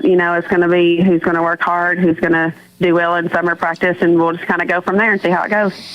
Well, I know these shows like this, the season's been over for a minute, and sometimes we catch coaches on the next day after, and it's just it's kind of unfair. But honestly, we just want to give you and whoever the coach is that we're interviewing the opportunity to talk about the team and that kind of thing. And so I really appreciate you being on every week. You're juggling a lot. It was a big transition for you, I know, with a lot of different things, and making radio a part of that, and promoting your team and your program. It means a lot. We appreciate it. Well, I appreciate you guys too, taking the time to cover it, because I know you guys are pretty packed too on your schedule. So I appreciate you guys taking the time to support the girls and be willing to take the time just out of your schedule, just your personal schedule. I mean, Saturdays are personal, and I know you put a lot of time and effort into it. I appreciate that. Well, same here. Thanks, Coach. I appreciate you being with us. Thank you. Shayla Farrell, the head coach of the MTCS girls basketball team. And that will wrap up MTCS Cougar Corner this morning. Thanks to all the coaches who were on today. Don't forget, we'll have sectional tournament basketball tonight with Blackman at home versus Nolensville. Hope you'll join us 6:45 airtime. For my co-hosts John Dinkins and Danny Brewer, our producer Dalton Barrett, I'm Brian Barrett. Until next time, take care out there.